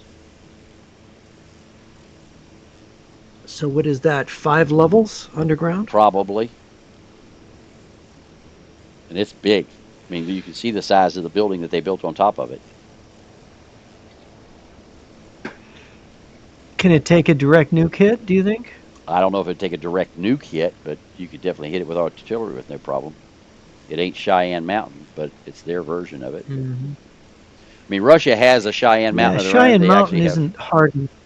Yeah, not anymore. They moved out of Cheyenne Mountain. They're in the basement of a building at the Air Force Base down the road. Yeah, Cheyenne Mountain is not hardened enough. The Russians have those underground cities in the Urals. There are several of them. Right, Yamanto right. Mountain is the Right. one that's gotten the most attention, but they're huge. It's inside the beltway size of Yeah. underground. They're saying there's 50,000 people underneath these cities. Yeah. In each of these cities, there's 300,000 workers. And this is where their defense industry is located, and it's underground tunnels. Their copper industry, a lot of their, I think Peter Pry thought they were able to build nukes and missiles under there. I wouldn't doubt it. Yeah, I wouldn't doubt it. But if for a comparison size here, I'll show you guys how big an IL-76 is, and then you can see why that you can put a couple of helicopters in it because I can actually. Yes, they are not small. They are massive aircraft. Yeah, I can actually fly into So this it. is 4 jet engines, or is it? Yes, 4. Is it 6 jet engines? How many 4. engines? Is 4. 4, 2 Uh-huh. on each wing. Yeah. But to give you an idea of how big it is, Yeah, that's a big bird there. Yeah, look at the wingspan. It's all wing, this thing. yeah. But I'm gonna fly into it. Okay. So that's inside of the aircraft. So you can put, Look probably at the wheels 3. to support it in the front. Look at Yeah. that. You can put, probably 3 Mi-8s in one of these. If you put one in the front with its But boom you going gotta, back. you got. Oh, So she's a big bird. And then they also have the Antonov AN 125s, which are even bigger than this. And they've got a bunch of those Those are too. bigger, yeah. Yeah. Those are massive aircrafts. Can Yeah. those things You, carry tanks? oh my God, yeah. Yes, they can. Mm. Yep. And the front nose of them open as well for loading. Yeah. If you want to see those, I have those. That's a wonderful capability to have. Yeah. If you go to main menu, I can actually take you to the Antonov The factory. IL-76, if I'm not mistaken, the IL-76 is comparable to our Globemaster, is it not? Yes. Yes. Yep. Very much so. They're almost And what's the range? Yeah, what's the range on that aircraft? thousands of miles. So it could go over the Arctic and grab an old defunct Canadian air base that used to be part of the DEW line. 8,500 kilometers to Oh, answer good the grief. question. You could go to Chicago with that. Yeah. Right. Yeah. Never mind. You could go. Oh my gosh. It'll do 6,700 kilometers at full capacity with 40-ton payload. Yeah, you could land in Milwaukee with troops. Yeah. Yep. So I'm going to show you how big a Antonov is. I think I have one at this airfield here. This is the actual Antonov factory in Ukraine. And they have a collection. We're seeing giraffes right now. Yeah. Yeah. Well, it takes a bit to load. Giraffes would be a welcome sign at this point after what we've seen. Yeah, maybe that's the safest place to be, is in view of a giraffe. Yeah. No, if you go down there, you get scooped up by Wagner and you get tossed out of the front. That's right. You get taken by Wagner. Yeah. Yep.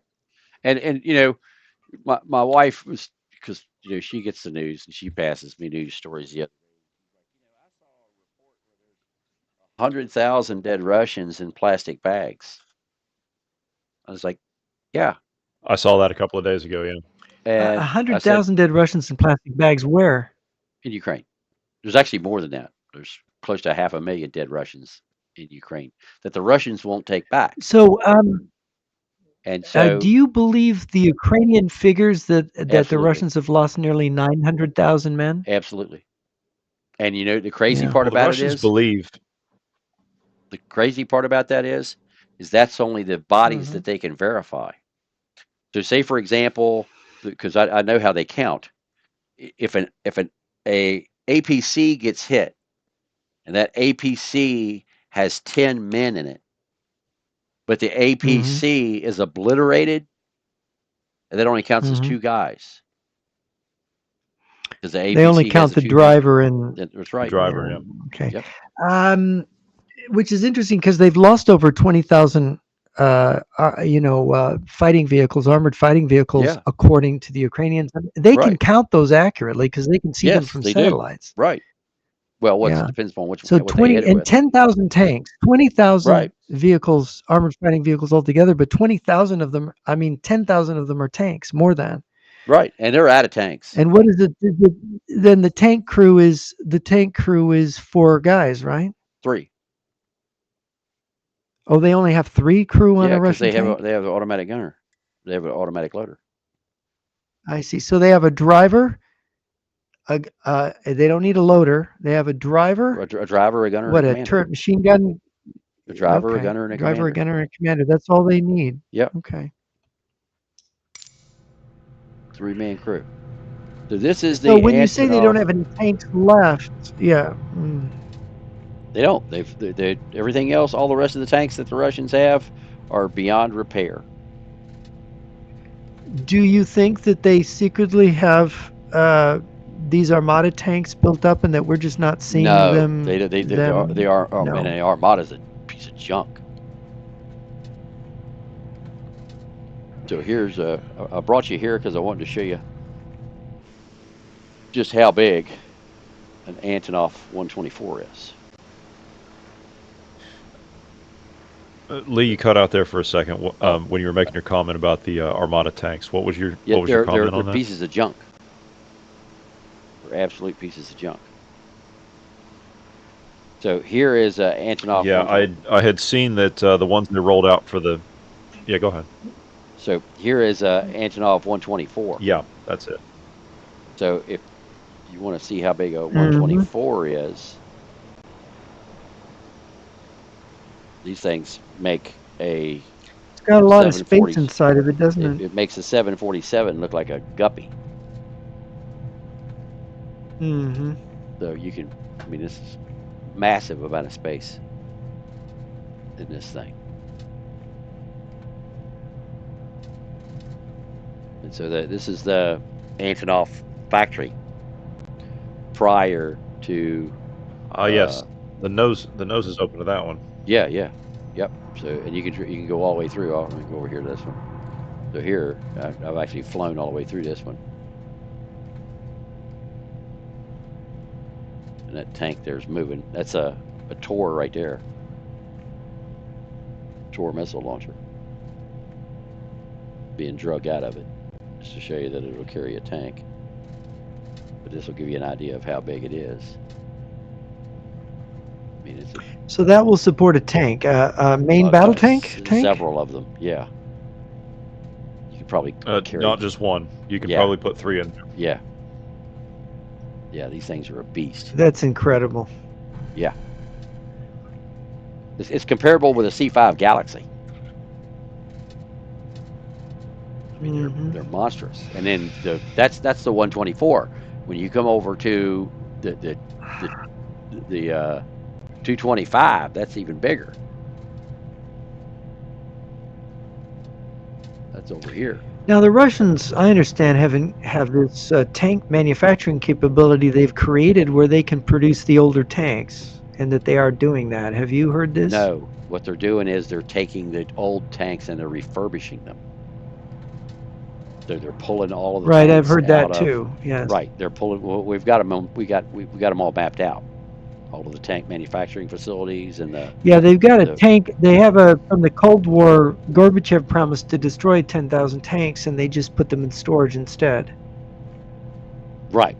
Yeah, exactly what they did. They just put them in storage.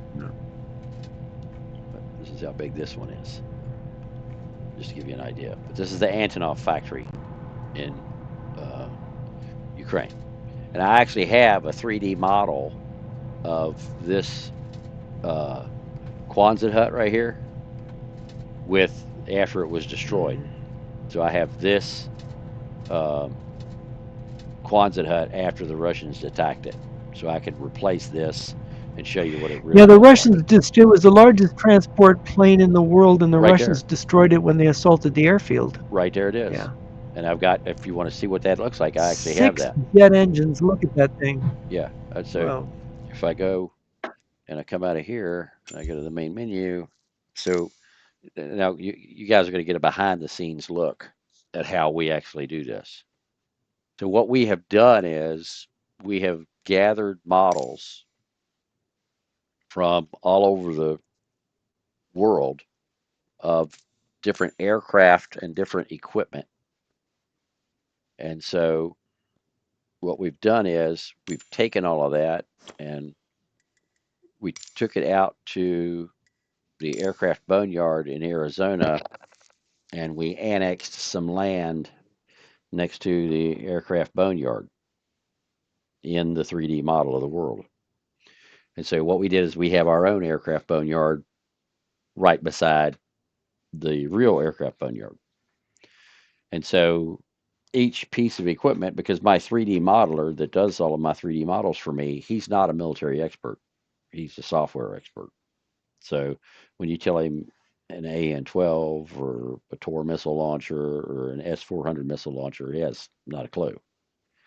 So what I do is I go in, I take the satellite imagery, and I go in and I identify every single vehicle in the satellite imagery.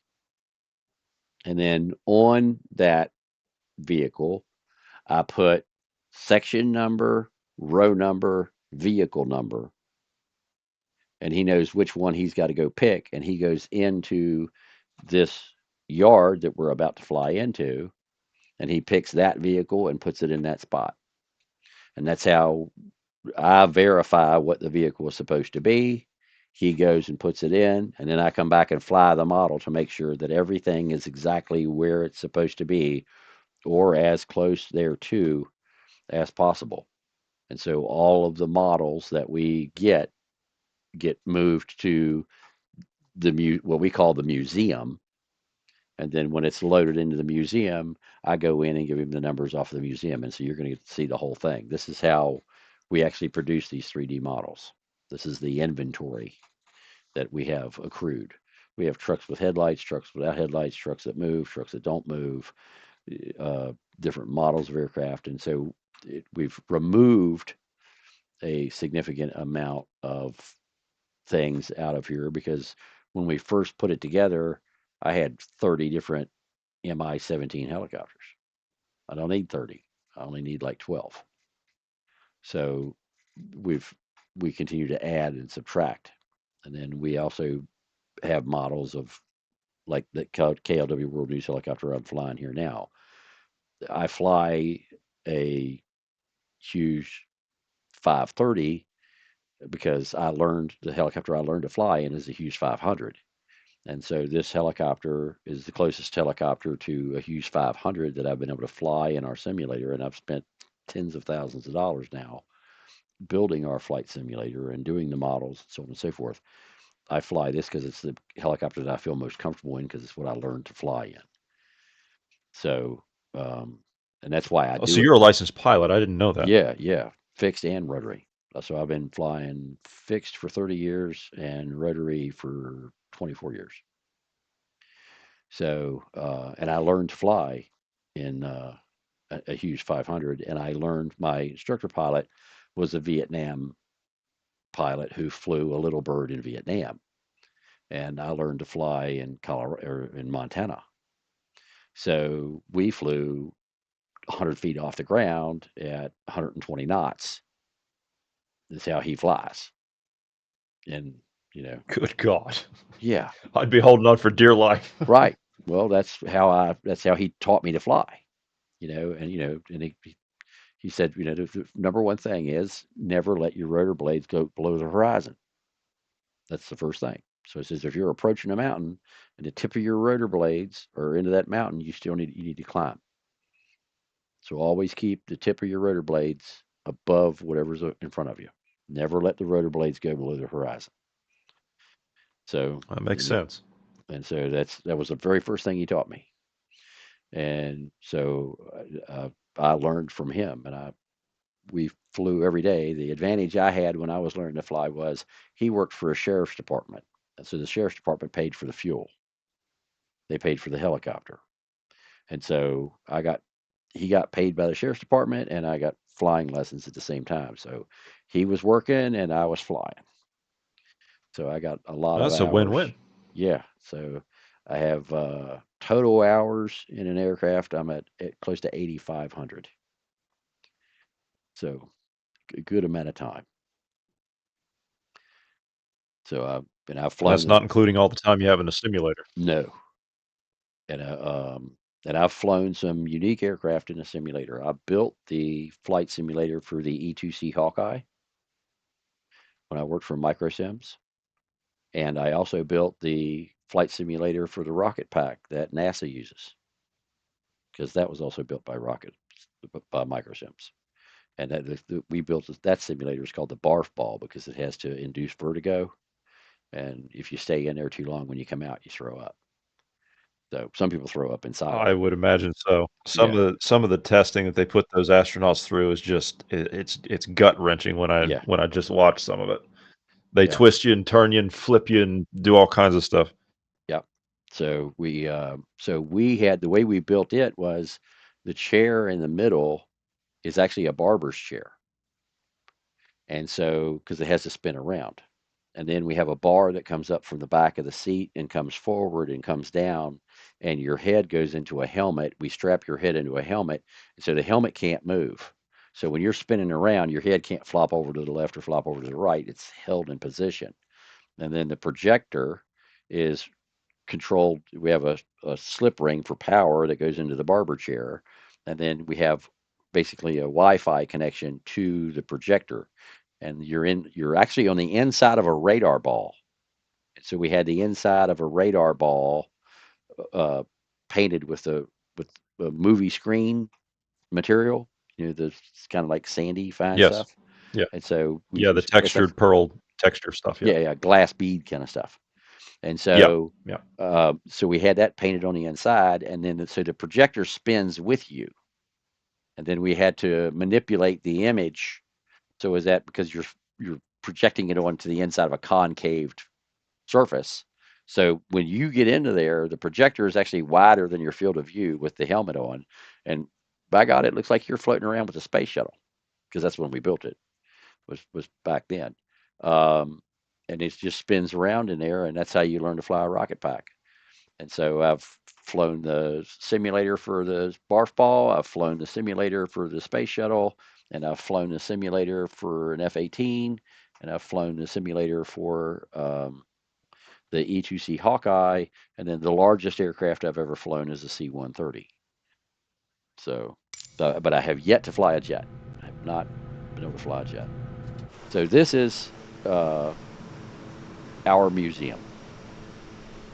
And so when we go to build a 3D model, and just I'm spinning around here so you can see, this is the collection of helicopters.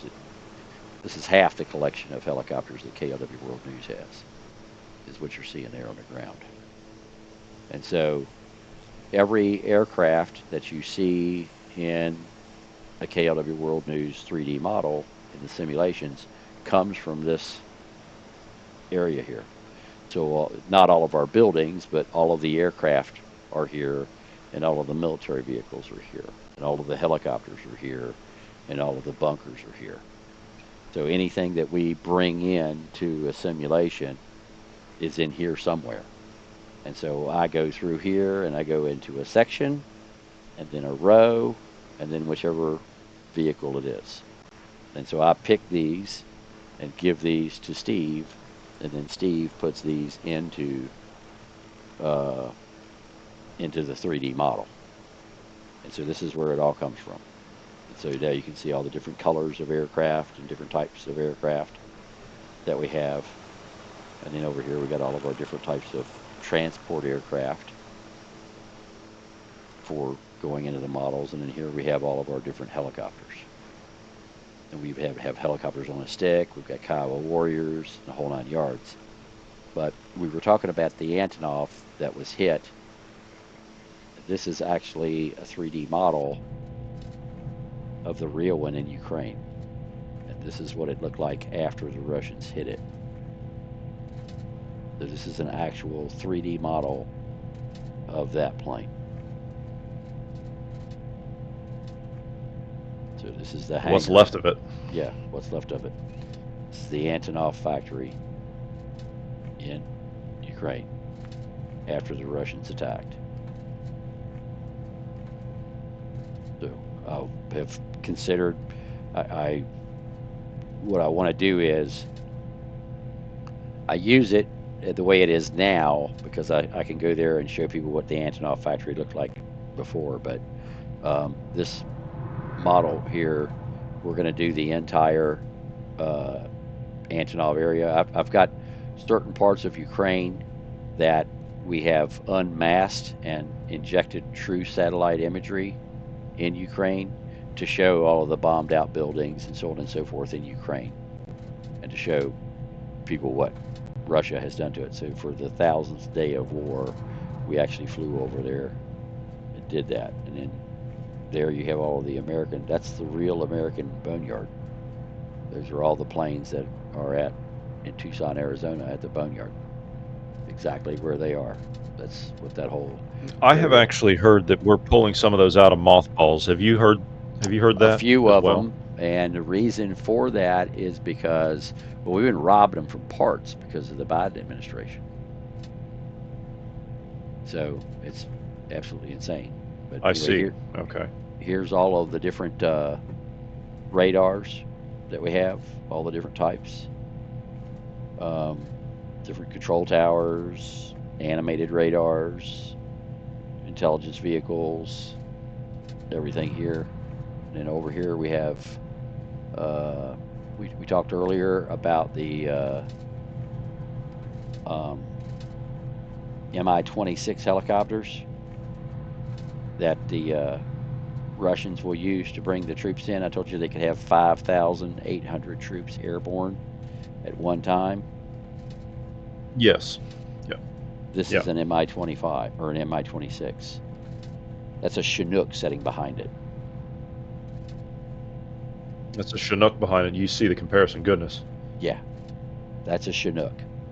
And this is in fact, the tail rotor on an Mi-26 is the main rotor of an Mi-8. So that rotor is the main rotor on this helicopter. Just to give you an idea. So, but an Mi-26 is a monster, and we'll show you. That is a monster. Yeah. You can massive. You can fly into it. You can put one of these helicopters in it. It has a crane in it. That's that bar that you saw right there. You turn around. That right there. Yeah. That's a And three. how full are the Russian bases? Excuse me. How full are the Russian bases in the Far East of this sort of thing, or are the Russian bases in the Far East not tracked in your system? I track the Russians in the Far East, and what we found is that in the Far East, and we can go there. In the Far East, they have pulled back. They're moving the equipment out of the Far East. There's very little, and let me change maps here because this is the Belarusian map. So these are all the military bases in Belarus. So they're moving the equipment out to have The the east to the equipment used west. here in the West. Yeah, that's one of the things that I was like, they're definitely building up. Why would you be moving it from over there if you're not going to use it over here? Well, if they have larger forces, they could strike. They could help China against Japan. But you're Right. saying they don't have enough to do both. They don't. They do. Well, they had. I don't think they have enough to do both. I will. I'll agree with that. Um, but what we have seen is But that we really don't know what their troop levels are in the Far East, though. We really don't know that, do we? right. No, I don't. But what I'm saying is that the equipment that was over here at these air bases here, and I'll slide in right here, is reduced. They don't have the aircraft numbers that they had over here before.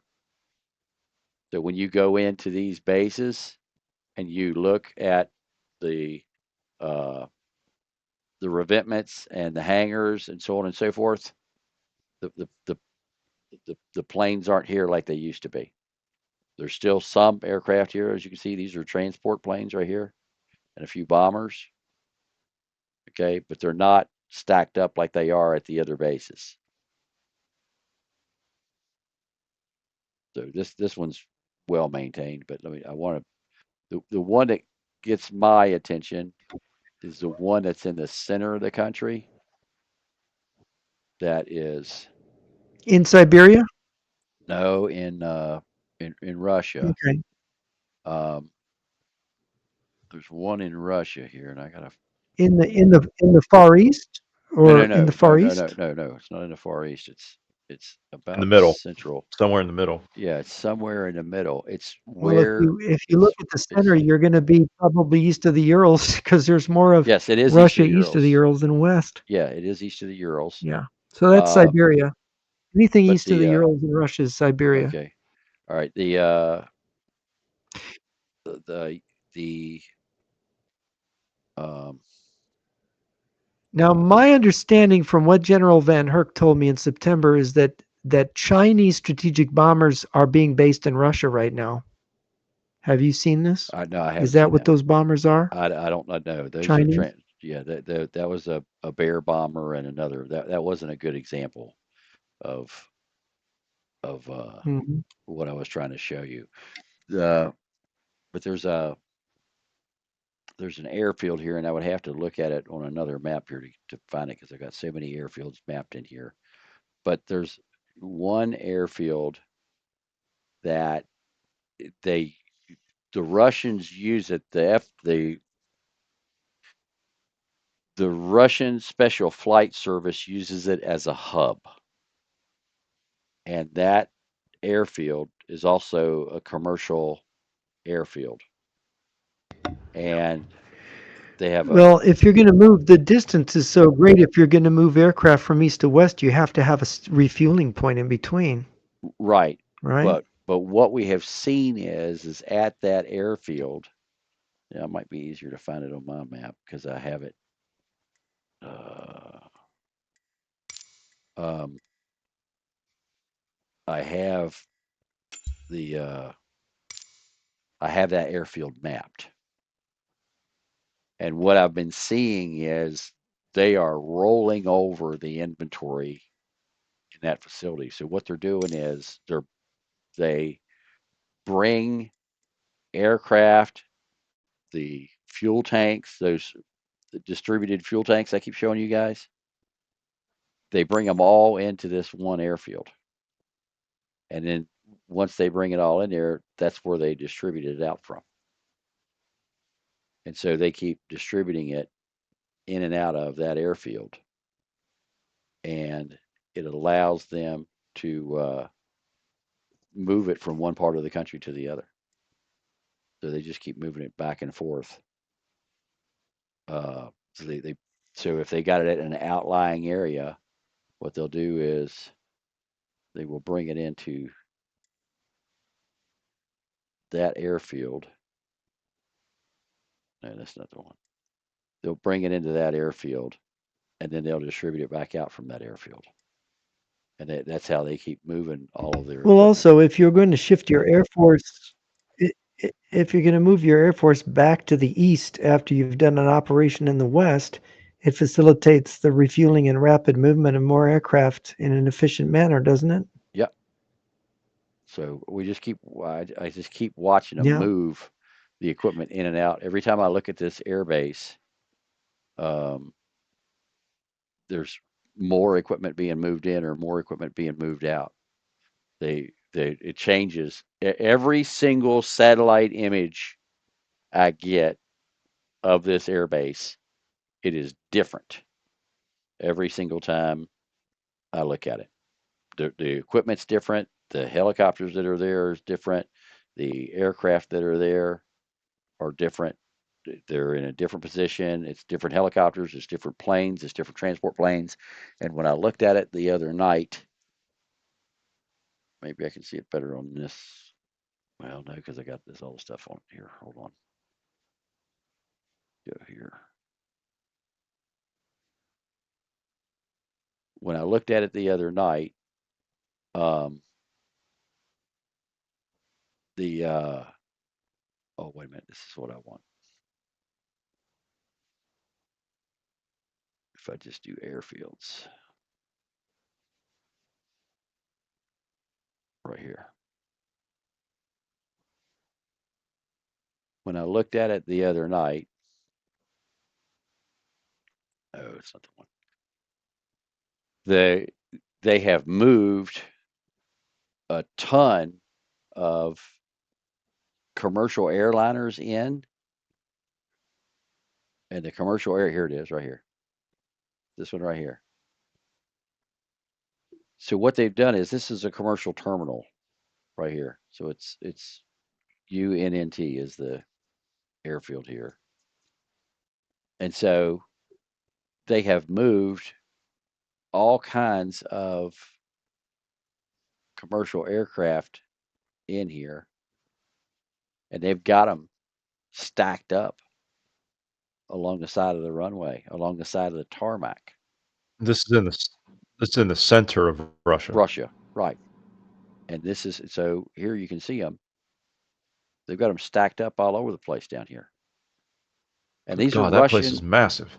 yeah, and these are Russian aircraft. Now, this is the hub when you talk about the Russian Special Flight Service. This is their hub. This is the main headquarters for the Russian Special Flight Services. This is where their pilots are trained. In fact, this is their training area right here. Okay, but the uh, the Russian it's like you know how in the United States we have uh, Red River Army Depot where we distribute Yes. military equipment and so on and Yes. so forth out of. This is the Russian equivalent of Red Yes. River. And so I see. they what they They do also train is helicopter pilots there too, it looks like. no, this is they store them. This is where They store them there. they store them here. This is their warehouse for when they're transferring them in and out. This is where they bring them. And so this is all of the Look at extra all that fuel fuel. tanks. You know, these are just empty Wow. tanks. Now, Lee, are there production facilities nearby Yeah, here? yeah, yeah. Deep This whole town. That's facilities what. Yeah, to that's what their all these. rear? Do That's they what all have these. That's what all these buildings and everything else over here are. All of this is production. a giant manufacturing center that's Correct. protected by being in the middle of the country? Correct. And Yeah. then so they build this stuff here, and then they if they're transporting, say you've got some helicopters that are up in the northern part of Siberia or somewhere else, and you want to transport them over to another part of the country, they'll bring them in here, drop them off, refurb them, do whatever needs to be done to them, fly them around to make sure that they fly and everything's good to go, and then they'll bring a transport plane in, load them up, and they'll fly them out of here. So every single Now, time, is this near a suburb of Novosibirsk? Is that where we are? Where are yeah, we in yeah, relation yeah, to the yeah, no, largest city in Siberia is Novosibirsk? yeah, this is it. That's Is their this near airport. Yeah, that's it. Novosibirsk? That's it. That's right. Yeah, this is the Novosibirsk airfield. That's Novosibirsk. That's the biggest city in Siberia. What is has a population of 500,000 people? Yep. It's And a this large is city. yep. Yeah. And so they build I'm all looking kinds at of this and I'm thinking this has to be Novosibirsk here. yeah. And so I actually Yeah. have this model. So it's UNNT is what it is. And so I can come in because we 3D. But I was so shocked at seeing this. I was like, we gotta build this. So we did. And Yeah, there so you can see Novosibirsk right along the river yep, there. You can see it yep. on the map. Yeah. So we Yeah, that's where the largest population areas of Siberia are located. Yeah. wow. Hold on. UNNT. Sorry.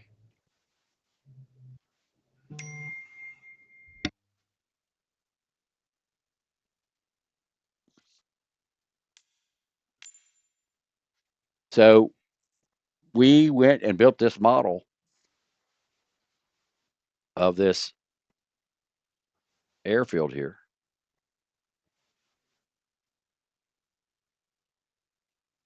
No, wait a minute. Here we go. We went and built this, and every time that we were going to update it, shit, my guy would be working full time updating this because every single time the satellite imagery comes out, something's different. They've got more trucks, they've got Everything's more different. helicopters, they Yeah. got more. Every single photograph that we get, I've got like 40 some photographs of this place, and they're all different. And so we took an average of what was setting there and said, okay, on average, this is what you see here. And so that's what you're going to see is an average of the 30 some helicopters and a few fighter jets on, and it's not a jet base. This is not a jet base. They don't have a lot of fighter jets here. This is where they bring the helicopters in and trucks and the fuel tanks. All of that, all those fuel tanks that you see for the distributed fuel, they make them here. And so they load them up onto the planes, and you'll one day you'll see there's a pile of them there, and the next day you'll see there's half that many, and in the next picture you get there's twice as many as you saw before. And so this facility right here, I was like, holy shit! And then we actually tracked. I have a person, a member of my news network that tracks it. There were in 1 month, well, excuse me, in a week, there were 175 or 174 special flight service flights out of this one airport. It's the busiest special flight service airport in all of Russia. There's more special flights coming in and out of this airport than Moscow. So, And Moscow's nonstop. right.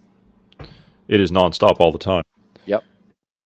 But the Special Flight Service, this is their Well, Moscow has more than one airport or right, airfield around right, it. right. But I'm talking the three. There's three main airports around Moscow, and there's more special flight aircraft flying into this one airport than there are all of the three airports going into Moscow. Because she puts them together on a Well, when you've spreadsheet got a for me every country week. that's when you've got a country that's 11 time zones, Right. you've got the Trans-Siberian Railroad, but for air transport, you've got to have the center of that air transport system has to be a hub, Yeah. as you say, Yeah. And because this it is connects the country. yeah. And it like I said, it shocked me the number of flights once we found this. I mean, it's a I don't want to call it a come to Jesus moment, but it's a revelation when you find things like this, and then you look at it and go, "My God!" And then you look how much equipment is here, and then you say, "Okay, well, let's start tracking flights in and out of there." And in the first week, you find out there's 174 military special flights out of this one airfield. I mean, that's more than 20 special flight services a day. And considering that they don't have that many that fly around all over the place, you know, that we track we were tracking every single plane going in and out of Kaliningrad every day. And then we still track every single Russian military aircraft that shows up in any way, shape, or form anywhere in the world every day. And you guys, of course, know that the Russians now have a Navy base in Cuba, and the Chinese now have a listening post there. Yes, they've built a very large one down there. Actually, Yeah. We're trying to get the latest satellite imagery from it because we're going to fly it and show it to everybody. It's they've put. I think they've put. I can't remember. Last I heard, that was I can't remember how many millions of dollars they put into that facility down there, the listening post down there. Yeah, it's huge. We're almost going 4 hours. Yes, I'm going to have to go. How at much some point. more do we have here, Lee? Well, this is a good. I'll show you this base, and then we'll have to do it again because you've seen about, I don't know, a quarter of what I got. And I am interested in seeing China. Yes. Yeah. If you have that, I think China. I do, but I haven't built really it in 3D. interesting right now. Now that I haven't built it in 3D models, but we'll start doing that. yeah, I'm not so big on the 3D models. I just want to know where the stuff is. Oh yeah, all right, I can do that. Yep, I can do that. Yeah, because we got the context of what the Russians are doing. I think that we don't have the full context until we know what the Chinese are doing.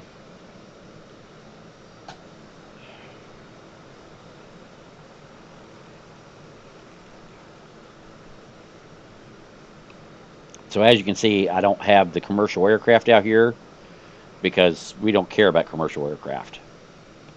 All we care about is the military aircraft. So these are the 4 aircraft, the or 5 aircraft that they have for scrambling. So if something transpires, this is what will be launched to come out to deal with whatever's out there. So 2 ground attacks and 3 fighter bombers. They're not really concerned about a whole lot being out all the way out there in the middle of the country. Right. They know we're Right. never going to go in that deep. Right. But so that's all they Well, have. nothing can reach there except No. for maybe a stray strategic bomber might make it Yeah. that far, but they've got surface-to-air missiles and these fighters that can take them down. Right. Lee, just as a general question, because you know all the information up front, and you're just giving us this guided tour. given the deployment here, we hear so much about, oh, Russia and China, they're not really allies. They distrust each other. I get this all the time, and they're ready to go to war with each other. And there's a buildup on the Far East. I've even heard that idiocy. I mean, from what I know about the Chinese deployment and the Russian deployment, they're back to back facing out. Absolutely. They're not They're deploying right. against each Right. other. No, Yeah. absolutely not. In fact, And that uh, means total trust there. That's total trust. right. And so uh, I call him Ding-a-ling Ping. He said at one of his meetings with Putin and other BRICS members, he said, we are at a time that we have not seen in over 100 years. And the winds of change have come, and we need to push it. And so they are trying with BRICS to get rid of the American dollar and replace it Hmm. Oh, with yeah, that's obvious. with BRICS. And so that's what they're They've been working talking about towards. that for more than 15 years. Right, and they're they're Yeah. they're put trying to push that right now. But all the distributed fuel tanks, this is where they store them. Hmm. This is where they make them. This is where they pick them up. So every time I come over here, there's different fuel tanks. Same thing over here. So depending upon what kind of tank you want, they So got a this is the factory. manufacturing Yep, and the distribution hub for all the other airfields we're seeing. yep, yep. It all comes from here. And so they got trucks in here. They refurb the trucks. They refurb the Kamaz trucks, vans, all kinds of stuff. We didn't go to finish putting all the stuff in here, but it's just full of stuff when you look at this with satellite imagery. And they got tanks of every kind of size that you would want. They're not connected together. They're just stored here, and they bring the planes in, and whatever tank they want, they roll it up into the back of the planes, and they fly them out of here with the IL-76s. And so the cool part about Are they watching, flying those tanks empty? yeah, yeah. So what they do is the cool Yeah. part about tracking this airfield is you just watch where they go when they leave here, and then you know where they're building up. Because if it leaves here, it's going somewhere else to be deployed. And so this is why I watch this airport like a hawk, because all of the IL-76s that come in and out of here, this is how I find where the Russians are building up. This airport has led me to 30 other bases because they fly out of here, and then we go, well, where did they fly to? That's how we found the underground facility I just showed you. Was they flew into there from here. That's how I found the airfield that they said was closed. Was they flew out of here? And so this is you just it's like following the supply truck, because that's where it's going. So whatever when it comes out of here, it's taking it to wherever they're going. And so this is how I knew that they were flying stuff into. I I didn't even know that the Russians had fighters on the island just north of Japan. I had no idea that they had fighters over there. And so a plane flew out of here. I tracked it all the way over to there. I looked at where it landed on the map, and sure as shit, there's Russian fighter jets sitting there. I'm like, holy mackerel! So this is a big way of Unbelievable. yeah. So it's been an Hmm. interesting 2 years of tracking the Russians Well, this way. and on that note, it's been an interesting 4 hours. That's Yeah. I I don't have words for this, but I'm with Jeff. I'm interested to see what the Chinese are doing as a buildup and their emplacements on what they're doing over there Okay. as Well, well, I will and what's start going on getting. with the yeah what's going on over by the out in the Pacific over by the islands by Japan as well. Yeah. I will put that together for you guys. We'll start looking at those bases over there. I also have maps of North Korea. So we've got where their troops Yes, are I'd be interested to see that as well. Yeah, being. do you rate the North Korean military as capable of defeating South Korea? Yes. And the reason that I say that, And there's been reports of Chinese units moving into North Korea as well. I've received those reports. I have a video of 40 tractor trailers full of artillery shells moving into North Korea from China. And the tractor trailers have a heavy frame. They're lower to the ground, and they have triple axles because they're carrying so much ammunition. They're stacked full So of much ammo. weight. Yeah, So so the much weight. artillery shells are coming out of China, going into North Yes, Korea. yes, So and I that's how the Chinese are resupplying the Russians. Okay, all right, I see. yeah, yeah, So, of course, the DMZ in Korea is one of the most heavy laden areas with the heaviest concentration of artillery, I think, in the world. Isn't that true? as far as I know, yeah. But the North Koreans are Yeah. continuing to bring more and more and more. Now, the artillery, the shells that are going to Russia aren't coming in by tractor trailer.